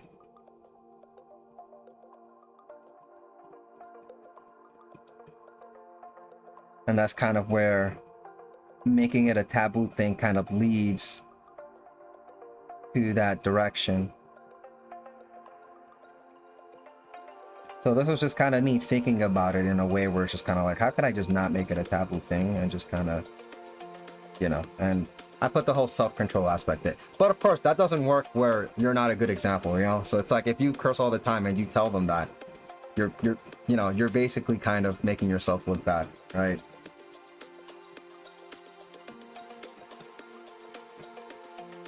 But that, you know, but that's just how, you know, that's a reason, that's how I approach it when I talk about it.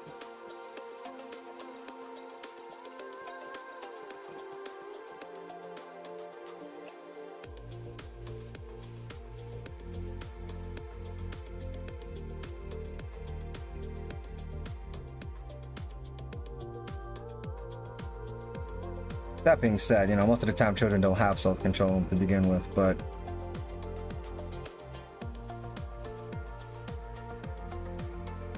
you know, that's part of teaching them. Hey man, I know you want to jump around and slide on that pole, but you gotta resist that. You gotta resist the temptation. You know?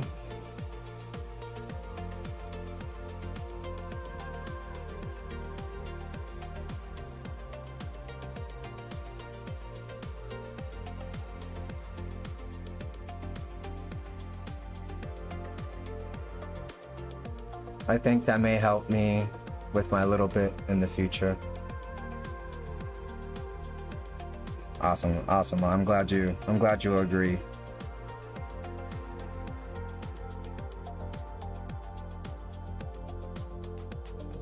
But yeah, it's just so funny because you know, and I have so many people who are close to me that are surprised that, you know, I'm just like this normally, you know, when people, like when I'm like online, or if I'm at work and people meet me in those aspects, they're just like, okay, well, Tario doesn't curse because, you know, he's not in the, you know, in an appropriate place to do it. But I bet he curses when he's like all alone and nobody's around, or when he's around good friends or whatever. And it's like, nah, I don't turn that on, bro. I just don't curse. That's it.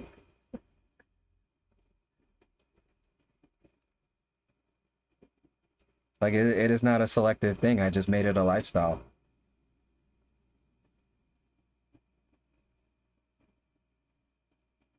I'm not a very vulgar person in that aspect.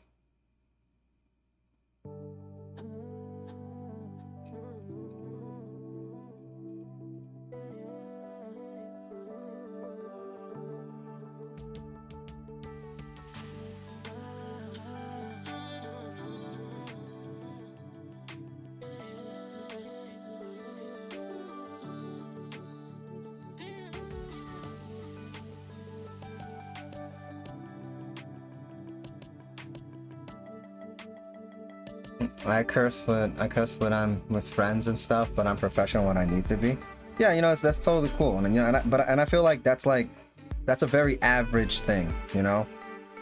But the problem is that for some people, when you live like that, what happens is that your brain You teach your brain that, you know, oh, once I'm in a level, I have a level of comfort, then I'm conditioned to be this way.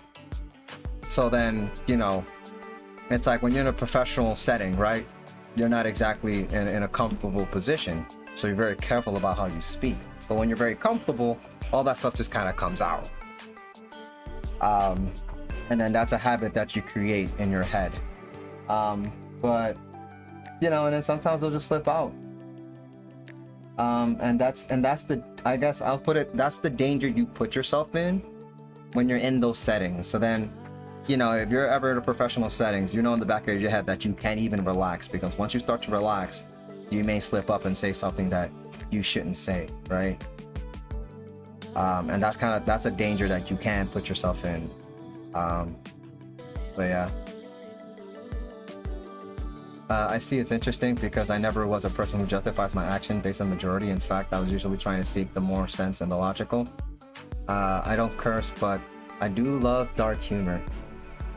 Yeah, and you know, dark humor is.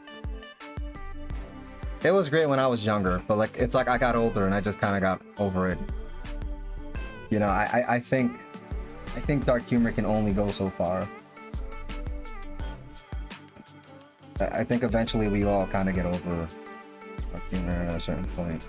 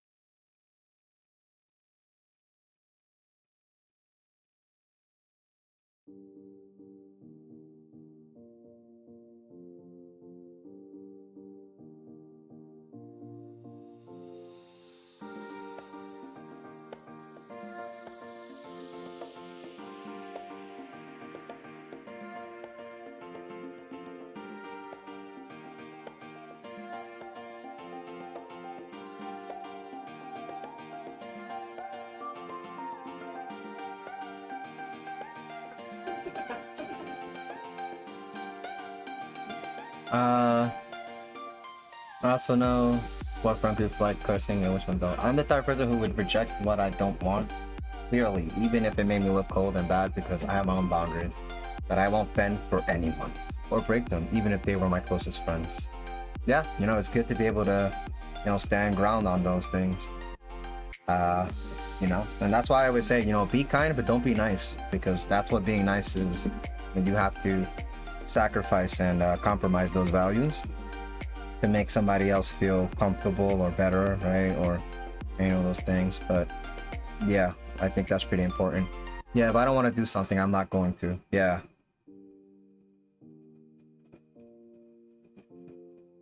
Yep. Agreed. Good.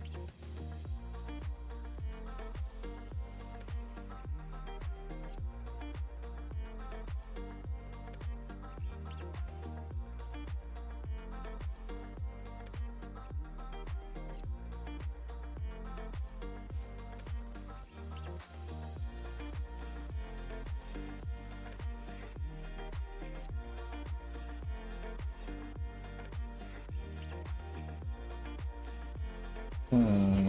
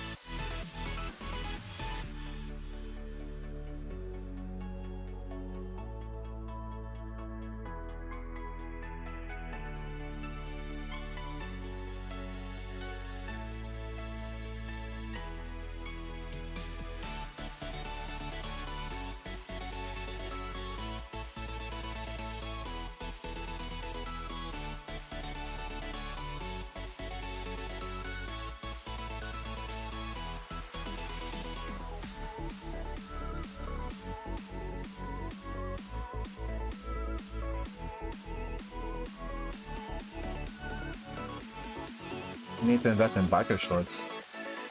I'm thinking of investing in Bitcoin and real estate in the next 10 years. Alright, I agree. I'm wearing a dress and the wind just Marilyn Monroe'd me. Uh-oh. It's 15 Celsius here. Those are two situations that I don't want to be. That's for sure. But yeah, I mean, hey, sometimes it happens. We don't predict it, but sometimes you get Marilyn Monroe.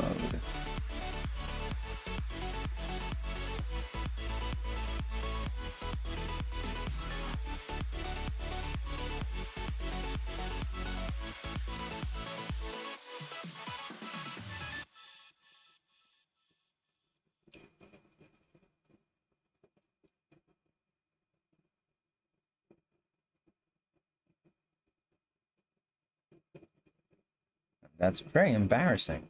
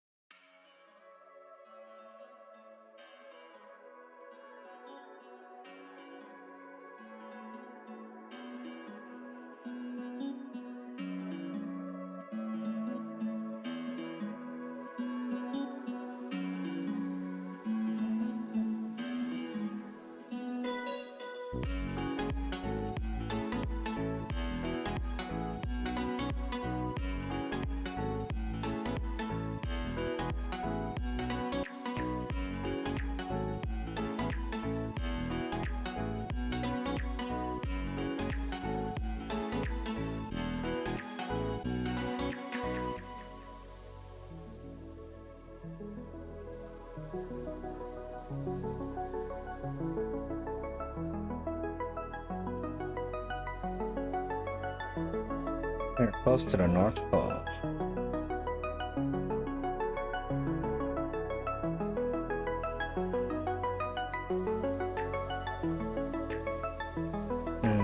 Just not getting there.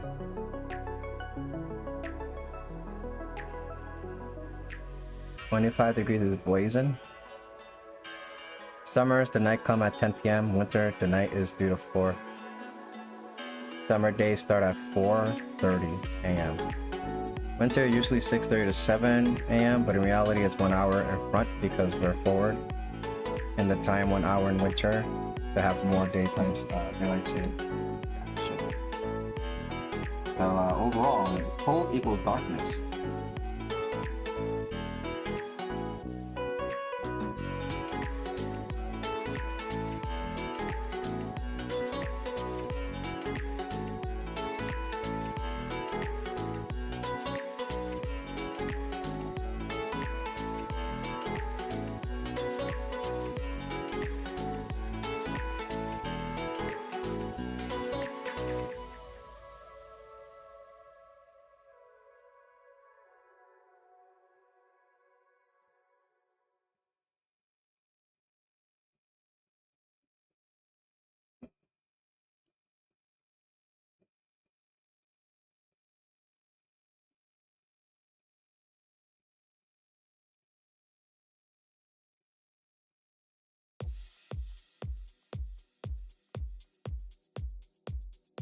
Gonna sing happy birthday? Okay.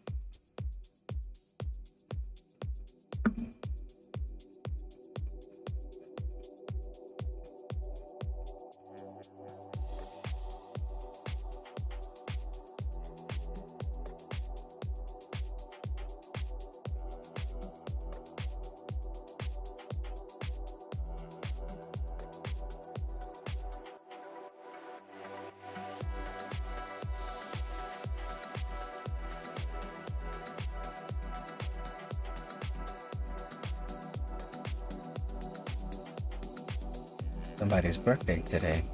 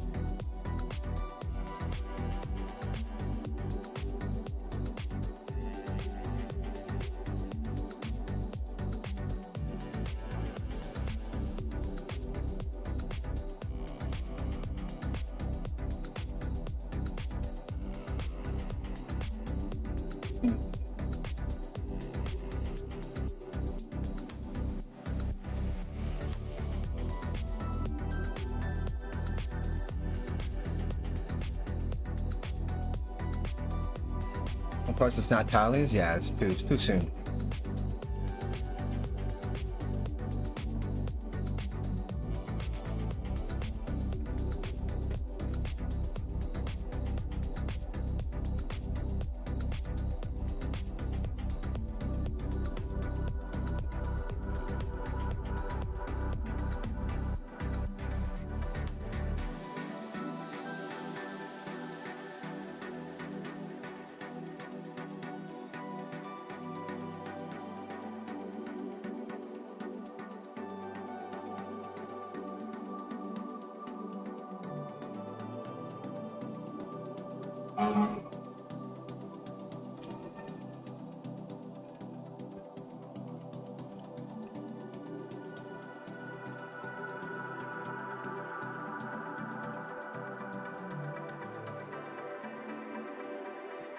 You gotta go, Mo? Alright, Mo. Thanks for hanging out. Have a wonderful rest of your night. Thank you so much for chilling and for being the one today. With the GOAT. We'll see you next time.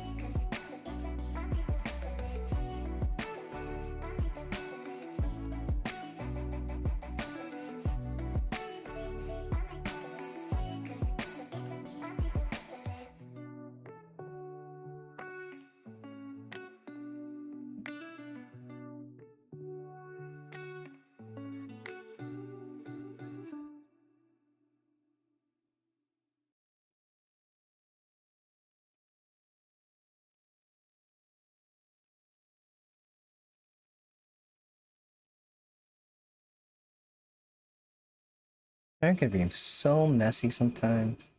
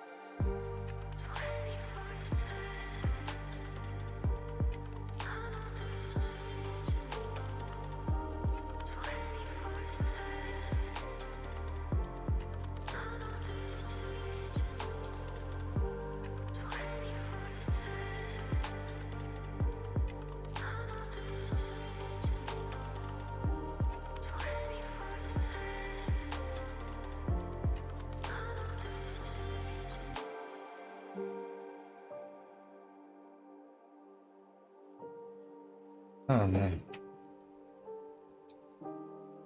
Okay.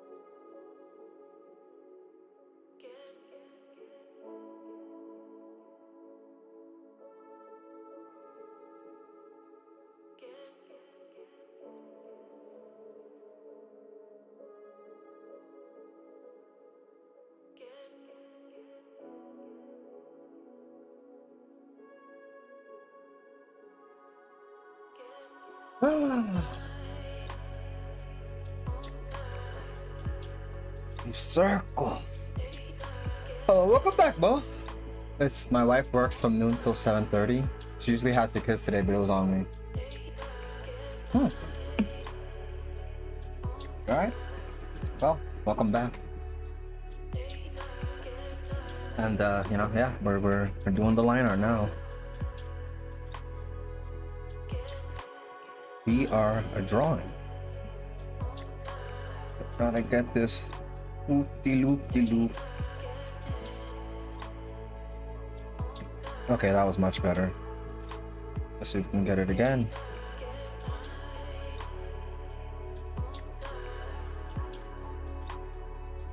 That's the hard part, just getting this twice in a row.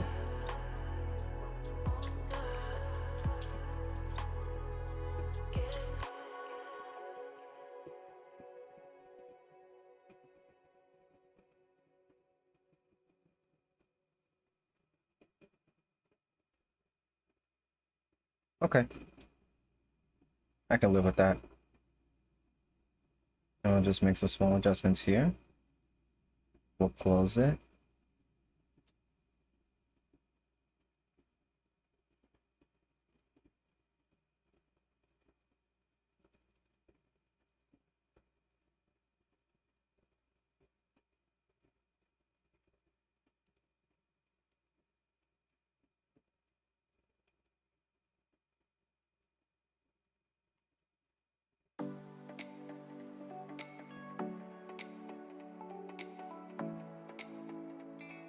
I just gotta use my line adjustment tool because that line came out super thick. I don't know why. There you go.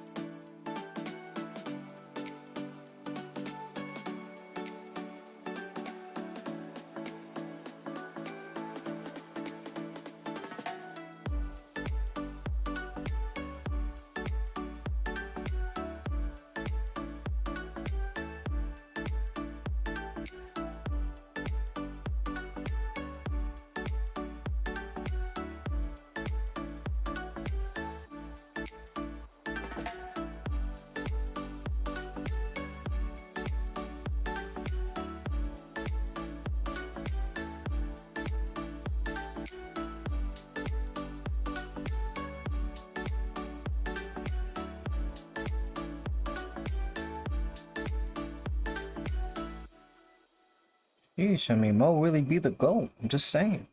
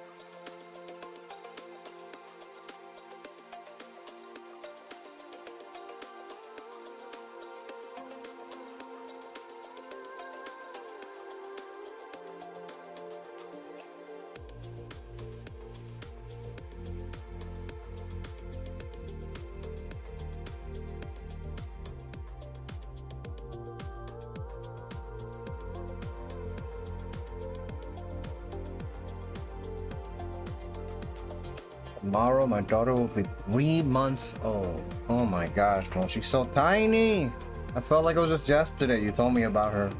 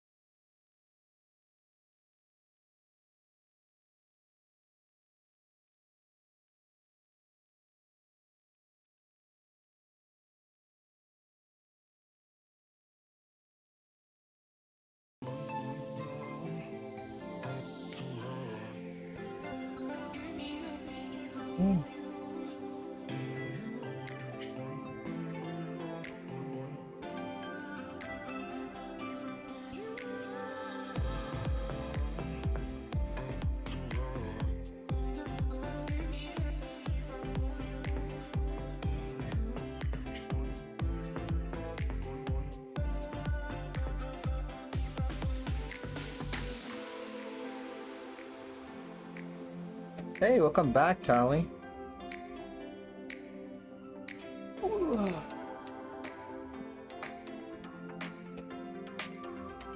I mean, hey, you took a while, but you know, the birthday's wishes had to be said, you know? What I miss? Mo left to go to be with family and then came back. And that's pretty much it. Well, I started inking, but yeah.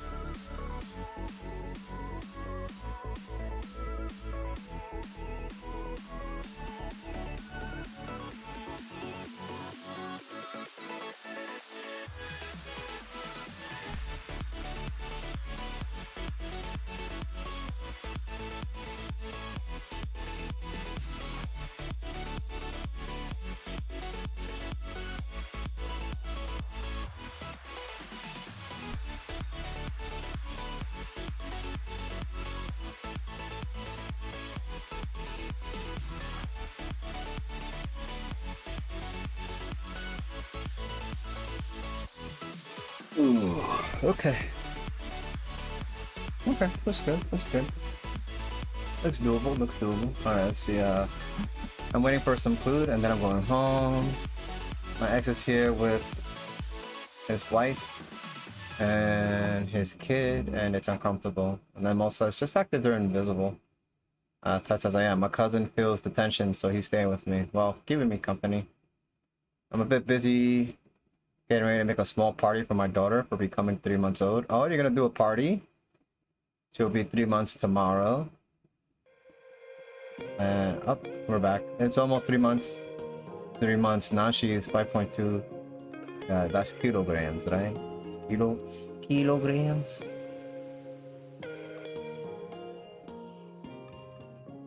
Okay, so the line art is done. I want to. We gotta color it, but.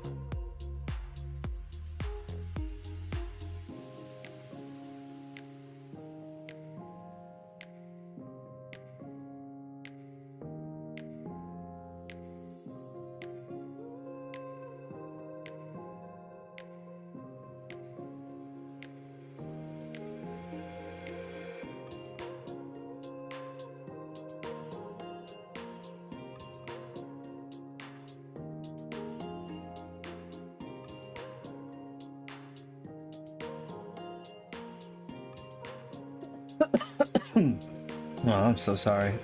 Hope that wasn't too loud.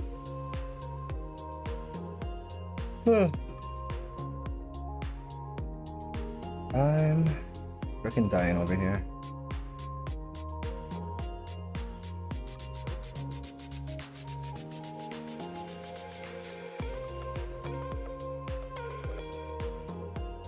Okay, I will be right back. I'm just gonna use the bathroom really quick.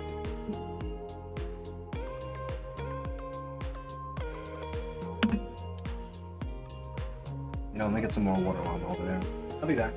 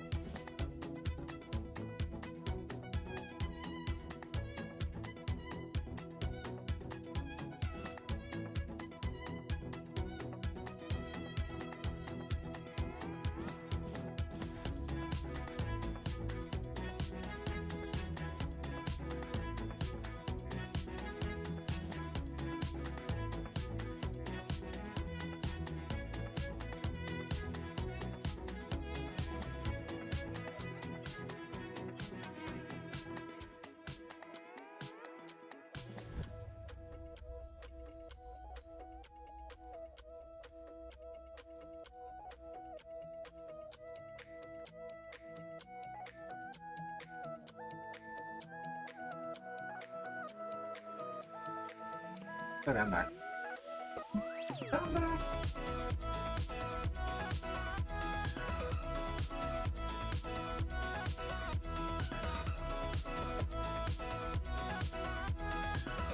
Whew.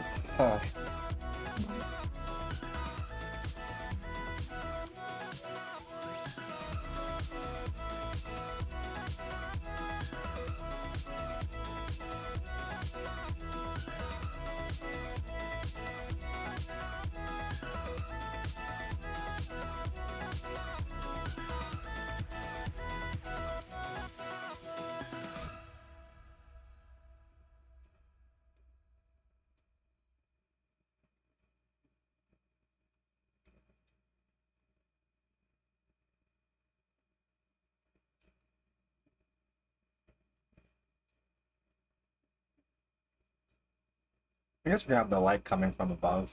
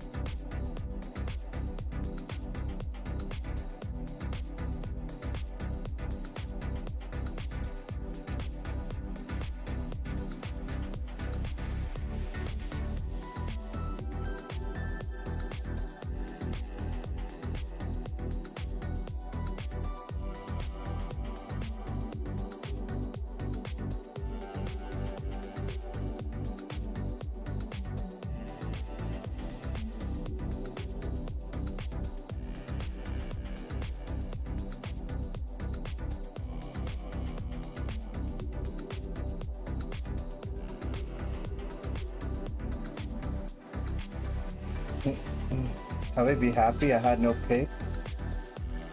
What's there to be happy about? Cake is delicious. What do you mean? What do you mean?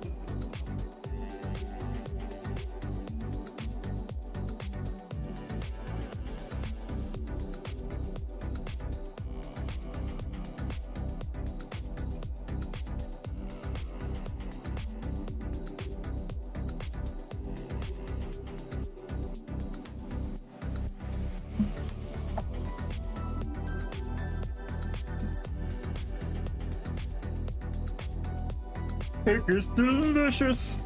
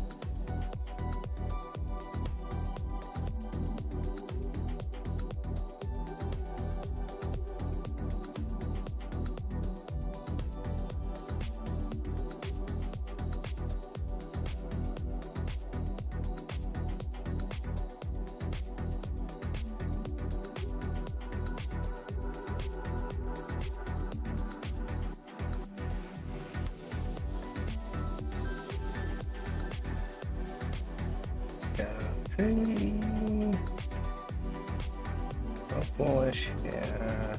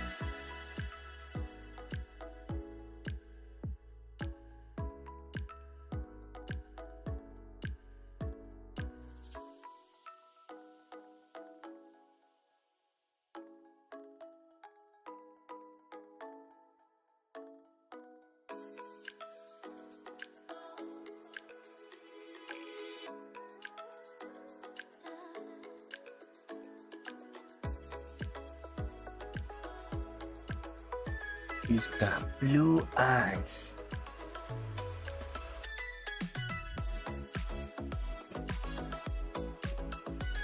Okay.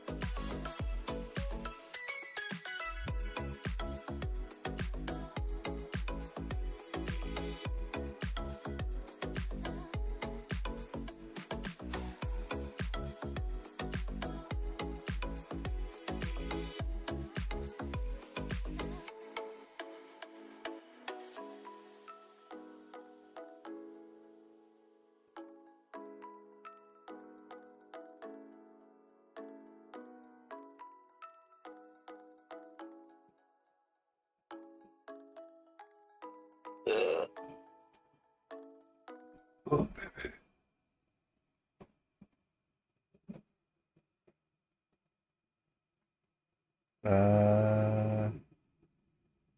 This looks alright, but let's.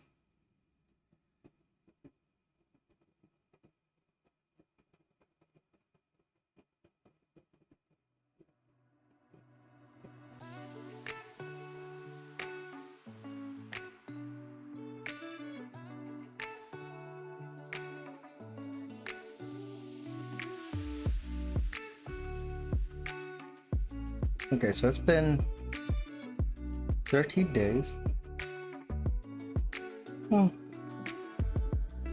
So it's been 13 days that we've been doing the challenge, and I have been picking colors, like I've been guessing the colors.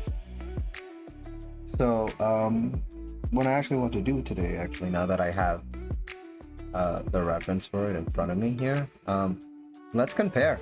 Let's just check. Now, if I got it wrong, I'm just gonna move forward anyways.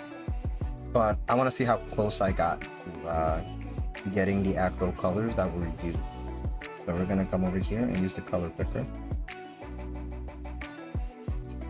Oh wow, that was way more saturated than I was imagining. Oh, but I was very close. I was very close. I was just off with the hue a bit. Or maybe not. Maybe I actually got it because I remember I changed the hue up to go more towards yellow. Yeah, we're close there. Let's check this. Yeah, I had a feeling that was a highly saturated red. Came out more orange over here. Okay, yeah, I was deeper into the red. So it's gonna go here. Okay. See, now I'm just keeping a mental note. I'm just kind of like, all right, so this is what these colors will look like. See, now this whole time I was looking at thinking it's purple, but now we see it's actually blue, and it's way darker than I thought it was. All right, so we did our color check. You know, accuracy is not that great, but we're gonna move forward with the colors that we have here anyways. You know, we'll make it work. Yeah, let's do it. Let's do it.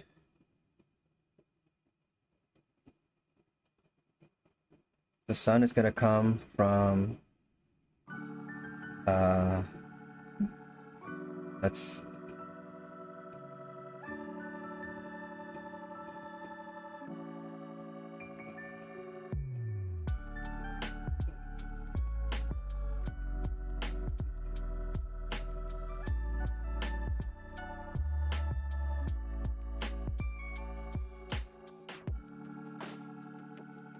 have it come up from up here.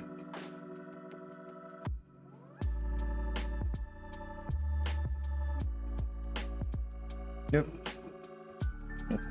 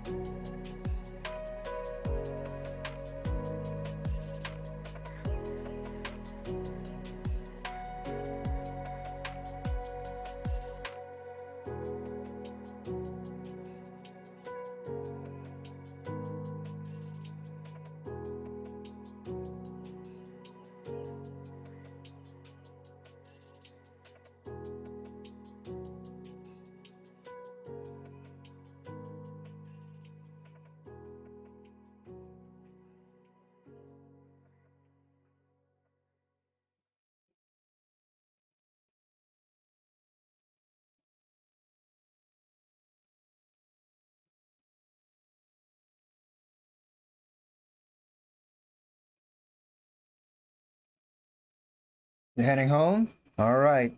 Stay safe.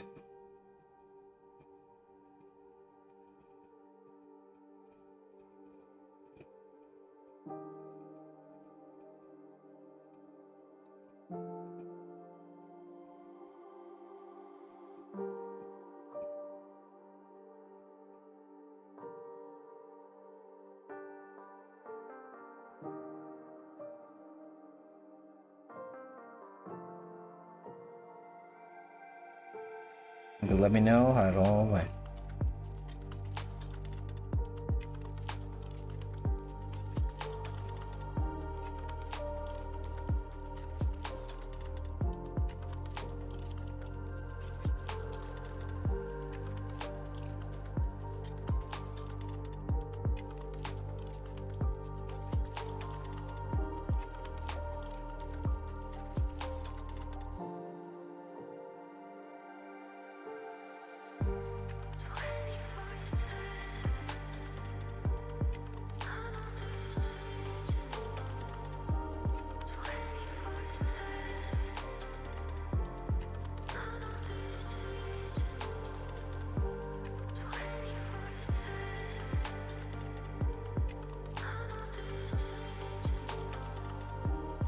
Just found out that the ex-wife baby is due on my birthday. Oh, well, congratulations to them. We'll see if it's if it's actually the day though. You know, from what I hear, most of the time it's not. It's never the due date. From from the mothers that I know, it's never the due date. It's like, oh, we're expecting it on this day. It's just always some other day.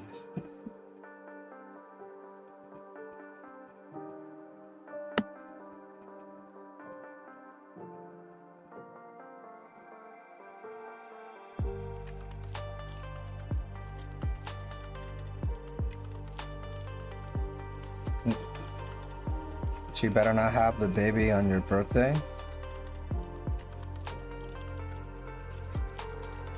Nah. So you can have the baby. You know, I hope she has the baby on your birthday.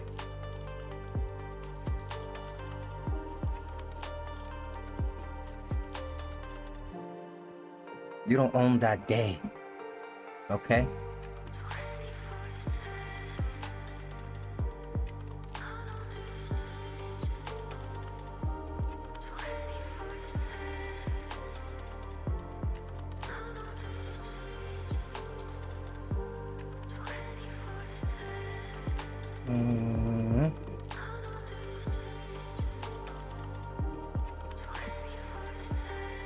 She's the woman he cheated on me with, and I don't want that woman to have her baby on my B-day. It doesn't matter what you want. The universe doesn't care. If the baby's born on that day, the baby's born on that day, regardless of how you feel. And regardless of what relationship you have with those people. There are just things that you just can't control. You're just gonna have to accept that.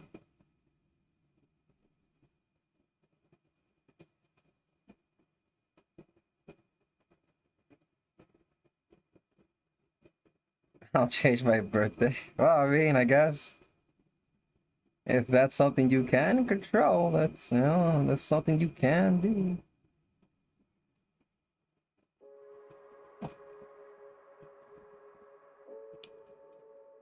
But then just think about the long history of birthdays you've had. All because you simply allow this person to change who you've always been.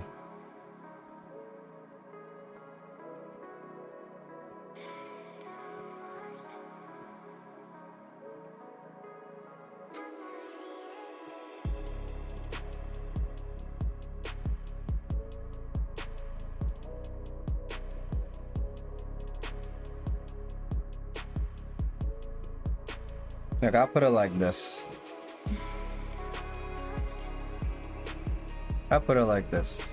Some of my kids, they lose things, right? And well, I wouldn't say lose things, but sometimes they get stuff. Bad things happen to them, right? And sometimes it's related to things that they celebrate and they love.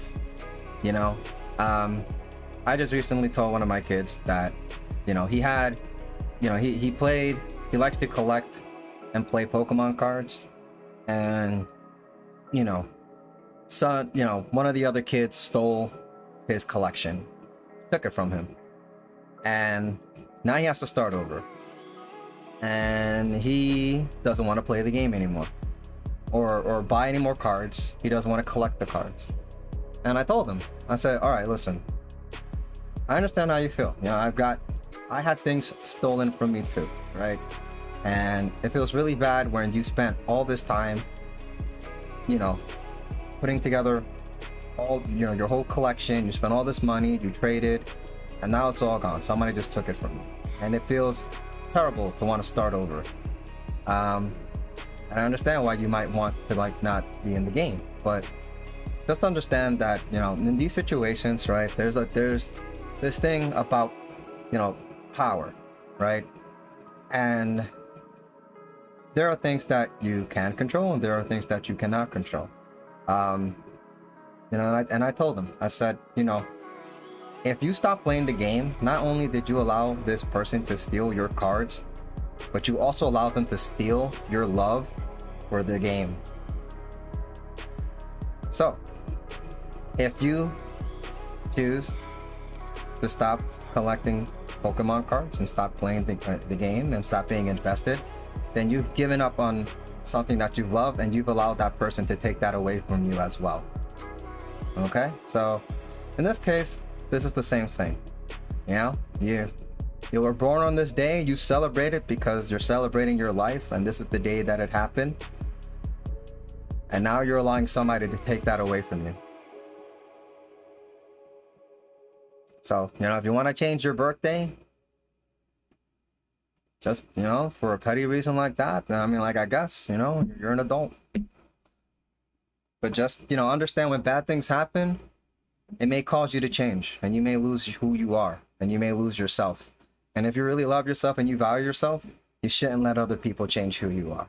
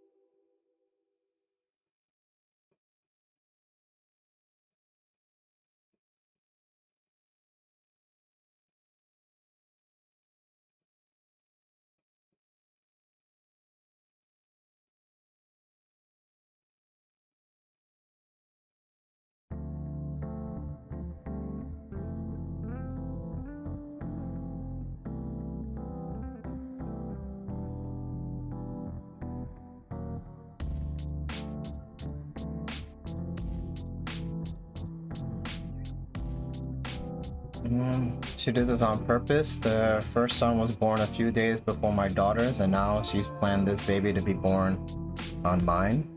Okay, but I mean, like, but I mean, it doesn't matter if she's doing it on purpose, right? You know, like in my explanation, you know, I'm pretty sure that kid stole that other kid's card on purpose. You know, they definitely planned to be, you know, very evil about what they did. But then, you know, again, it just comes down to perspective. They can't take something from you if it doesn't belong to you, right? You know, do you own the day? No, you don't, right? So if they, you know, if they have a birthday on the same day, then it's like, all right, well, you know, they didn't take anything from you. But rather you just, you know, these are just days where people are sharing a celebrated life, right? There are lots of people who have birthdays on the same day as another person, right?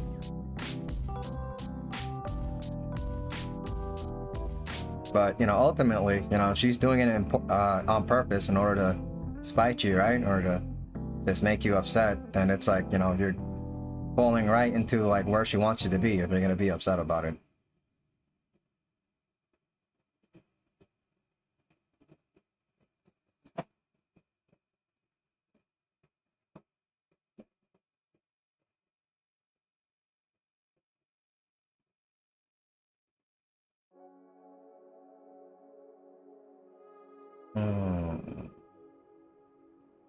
Yeah, I realized I didn't even color that blue diamond.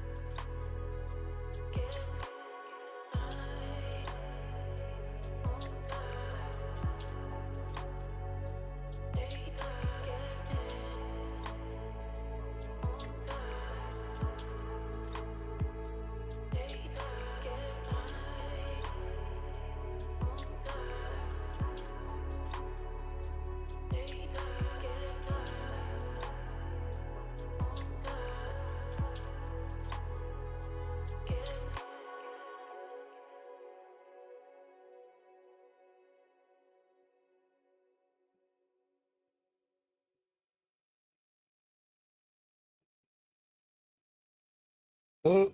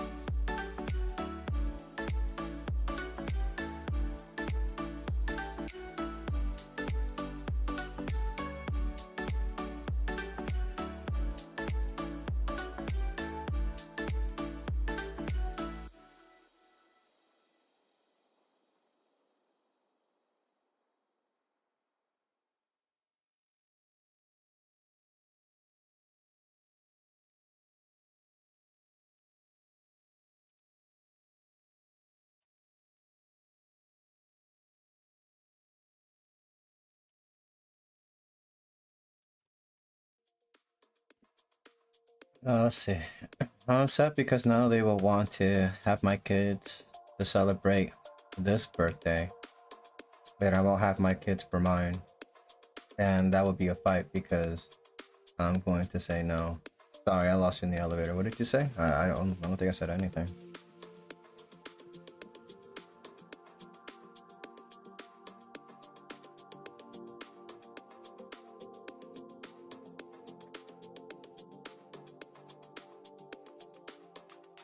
But yeah, like I said, there are things you can control. If you want to say no, then it's gonna cause trouble, and that's definitely a reason to be upset. But all of it is just relative to how you want things to go. If it were me, it wouldn't really bother me, and I would just share the day.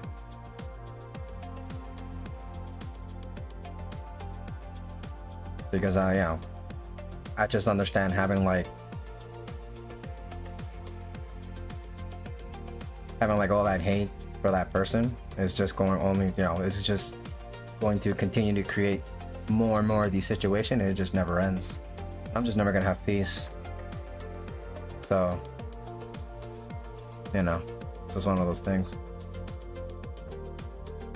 But, you know, I also understand not everybody's capable of doing that. So, you know, if you just can't, if you can't get over it, then, you know, these are the tactics that you're just gonna have to employ when the time comes.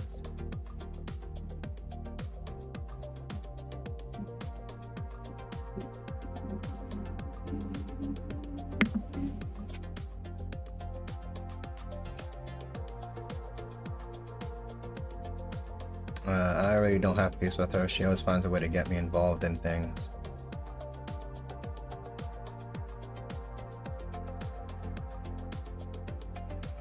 Yeah, so I don't, that's the part I don't get. Like the time she caused my kids to not have insurance.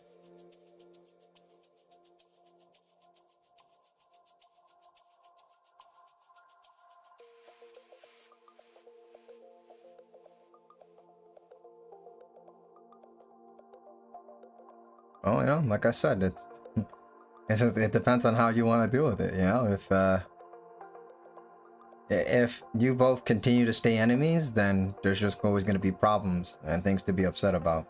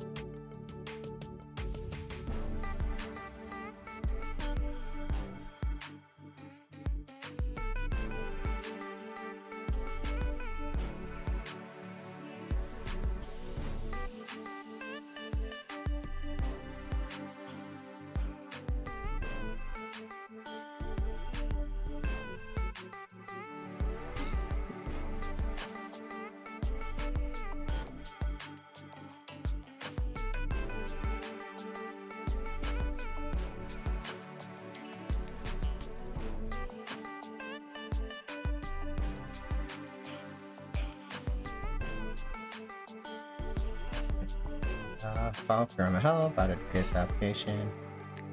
And my epileptic son had no medication, so I had to call fraud to get the insurance back. Okay, and then my ex was not happy that she did that without consulting him first, and then she told me and him that they told her to add everyone that eats in the house. They have my kids 4 days a month. That's not enough to consume everyday food.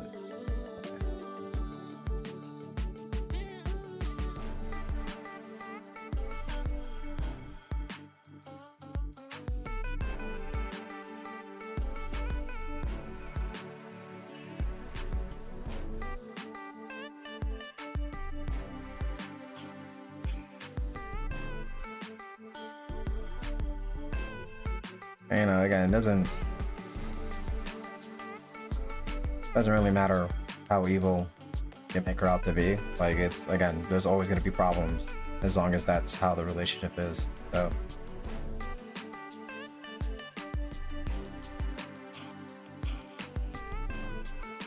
you know, it's kind of like how, you know, mouse and cats are supposed to be like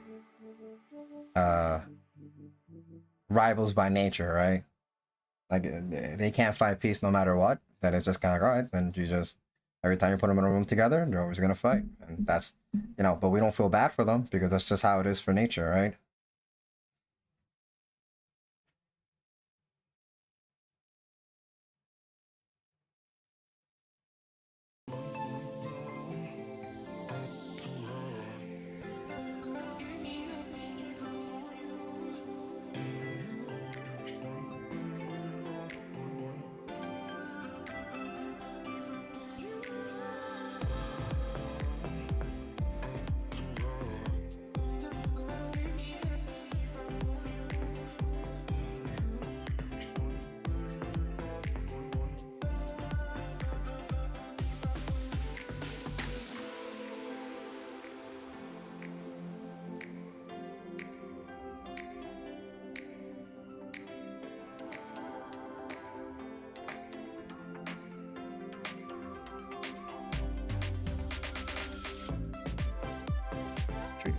But again, gum.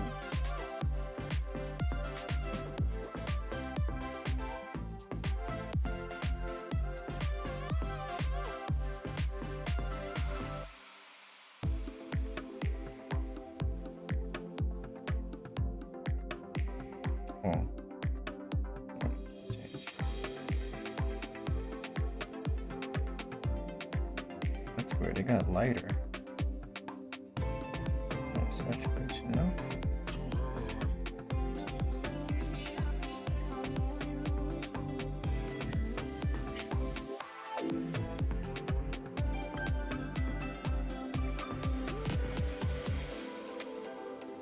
It got darker with less saturation.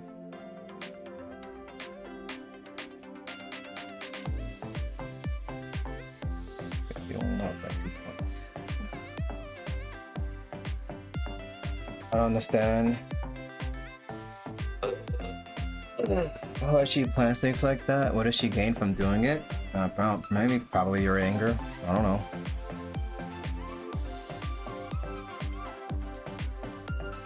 Or the satisfaction that, you know, she's ruining things for you. As you know, I mean, that's how, you know, when you understand how evil people think, it's like, it's not that hard to counter them.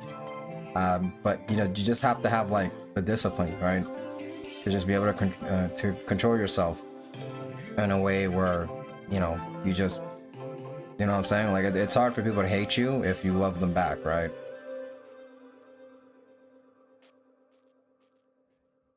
You know, they don't like you and they want to ruin a day for you, and you show them that, hey, you succeeded in ruining my day. And it's like, oh wow, that was satisfying. Yeah, that's great.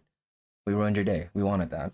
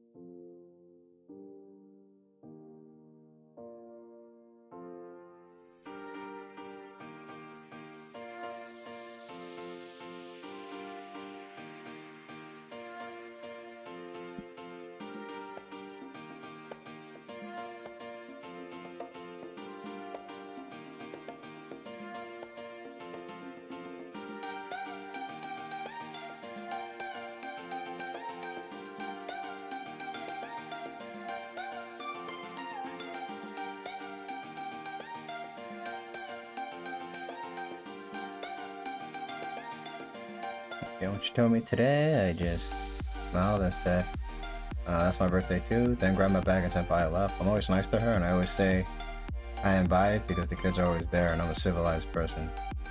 Ugh, I'm so mad.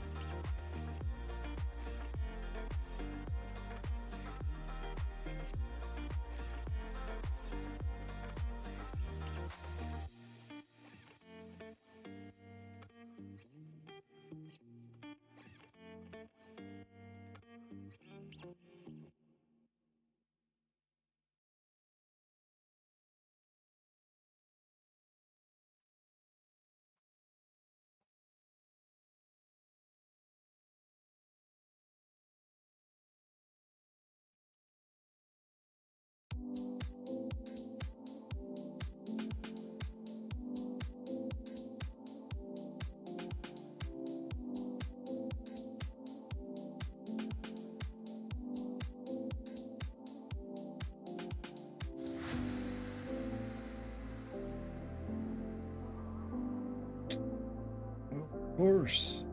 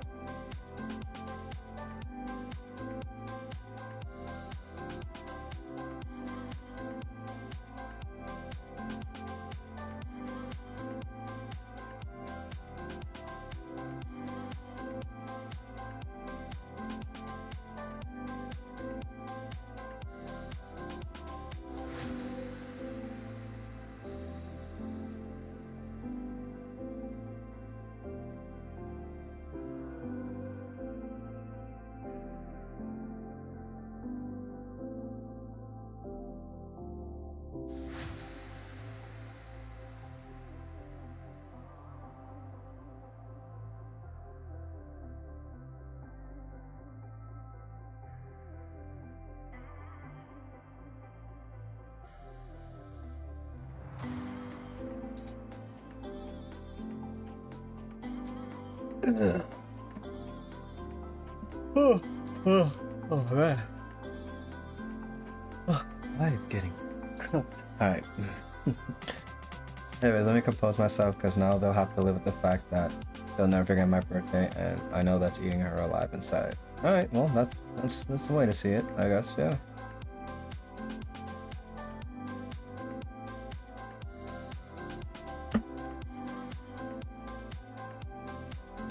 Anyways, you know, in my head, it's like, it's probably not happening. It's probably gonna be born near, but not on.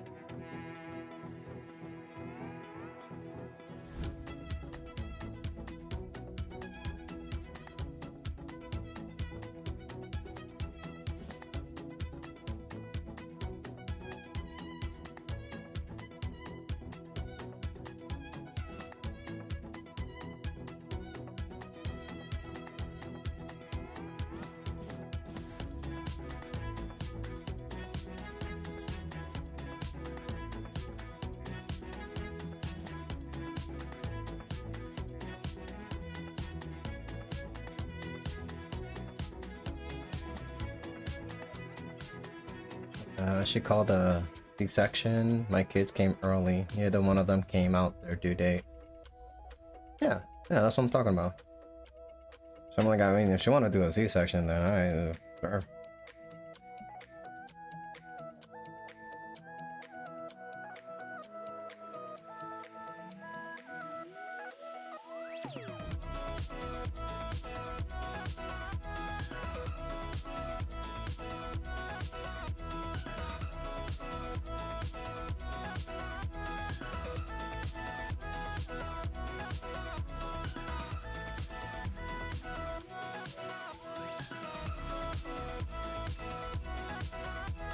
Of course. Okay.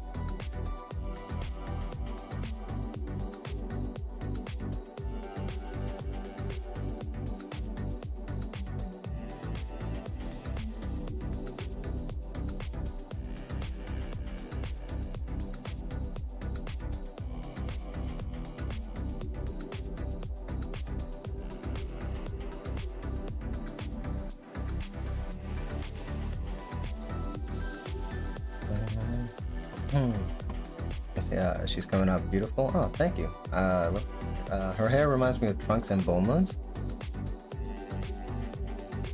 Oh yeah, I guess we could say that. You know, just a nice, neatly cut. You know, her hair. That is sometimes blue and purple stuff.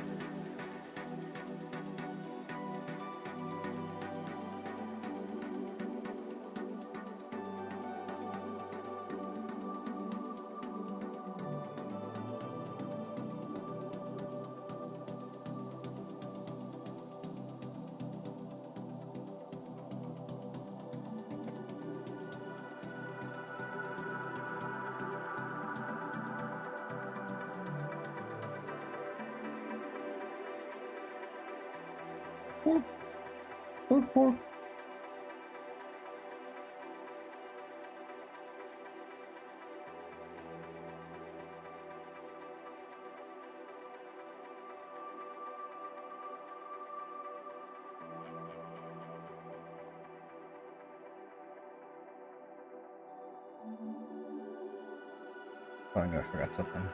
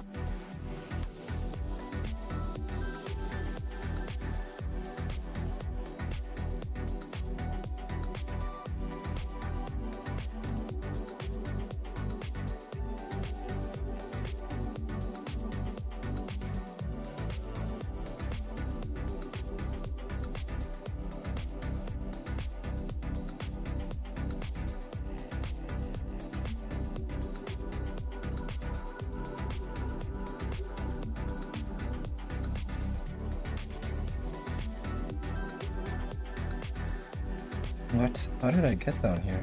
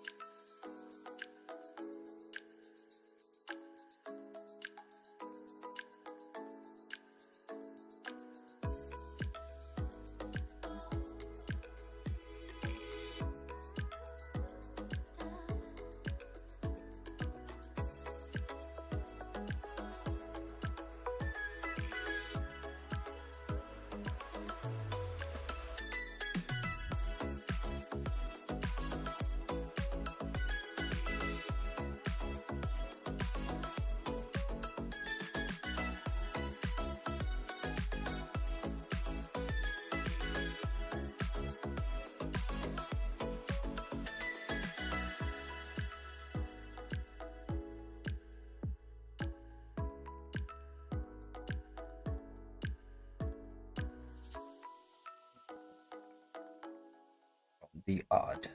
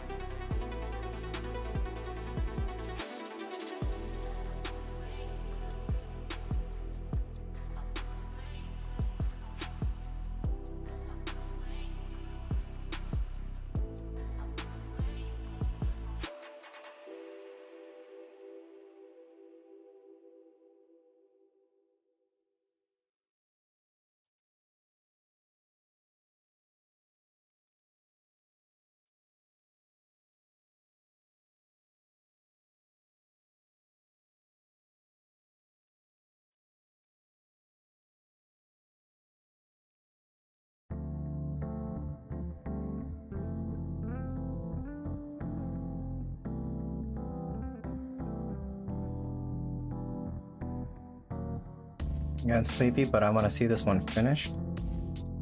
I'll hang on tight because we're almost done.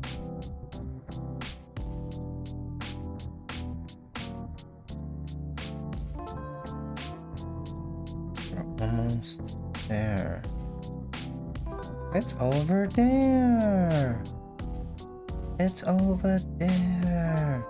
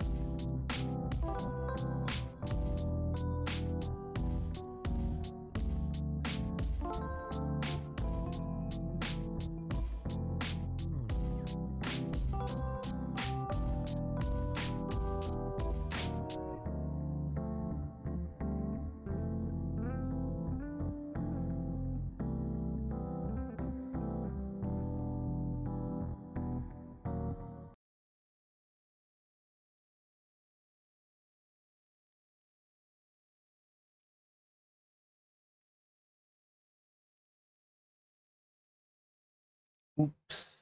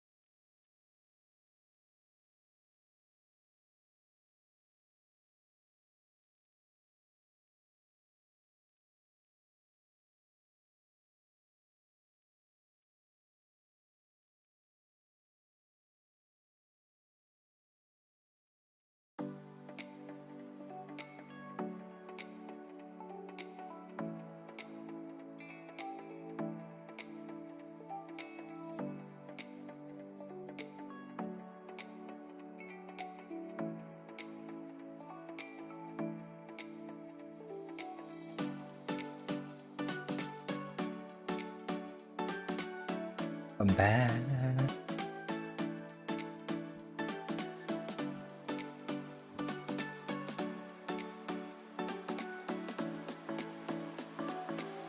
Okay, I think we're ready to add the lights.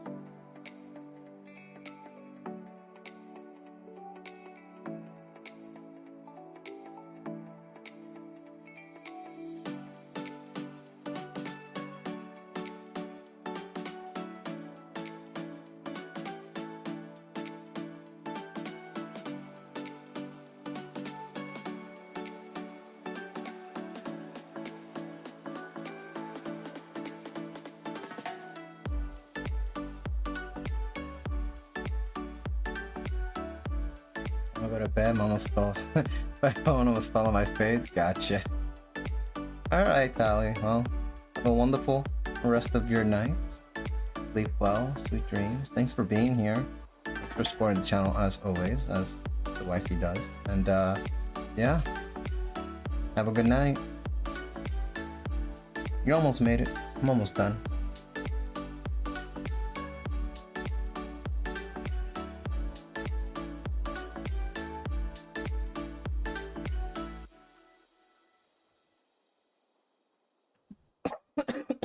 Okay, maybe I'll look a bit over here.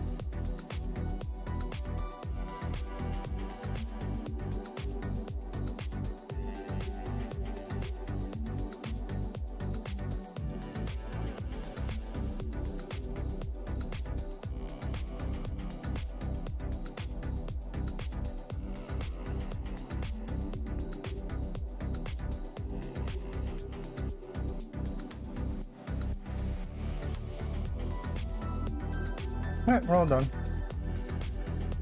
Somewhat. Alright, well, that's gonna be it for today's stream. Looks like I went a bit farther than I intended, but you know, it is what it is. Yeah, and that's your Nadia.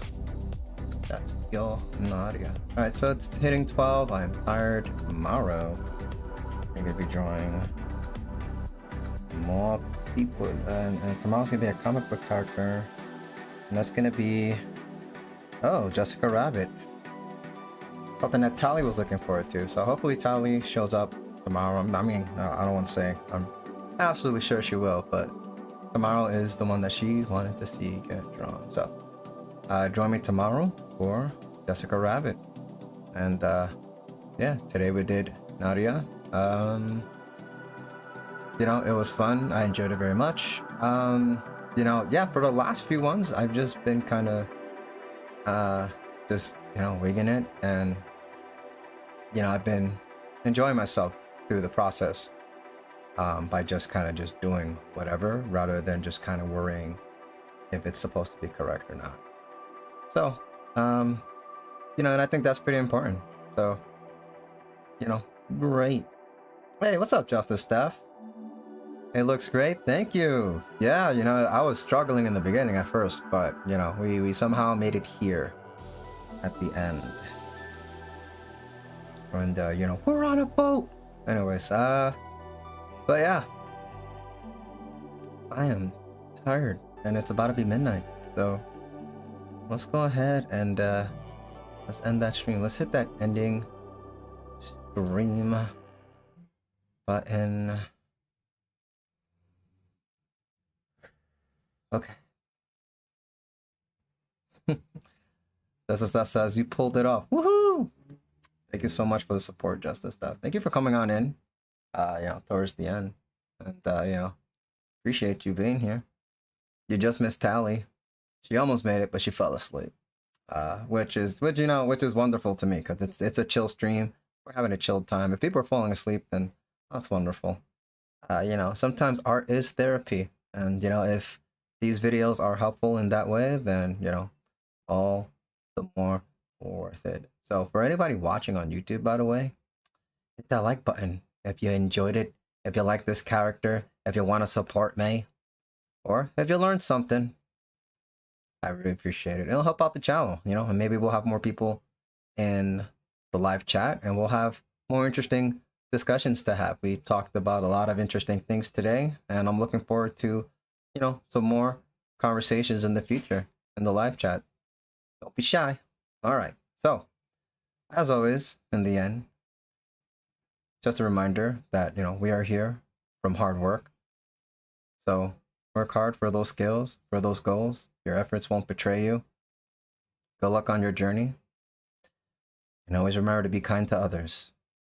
All right. Have a good night, or have a great rest of your day. Until next time, tomorrow we'll be back with Jessica Rabbit.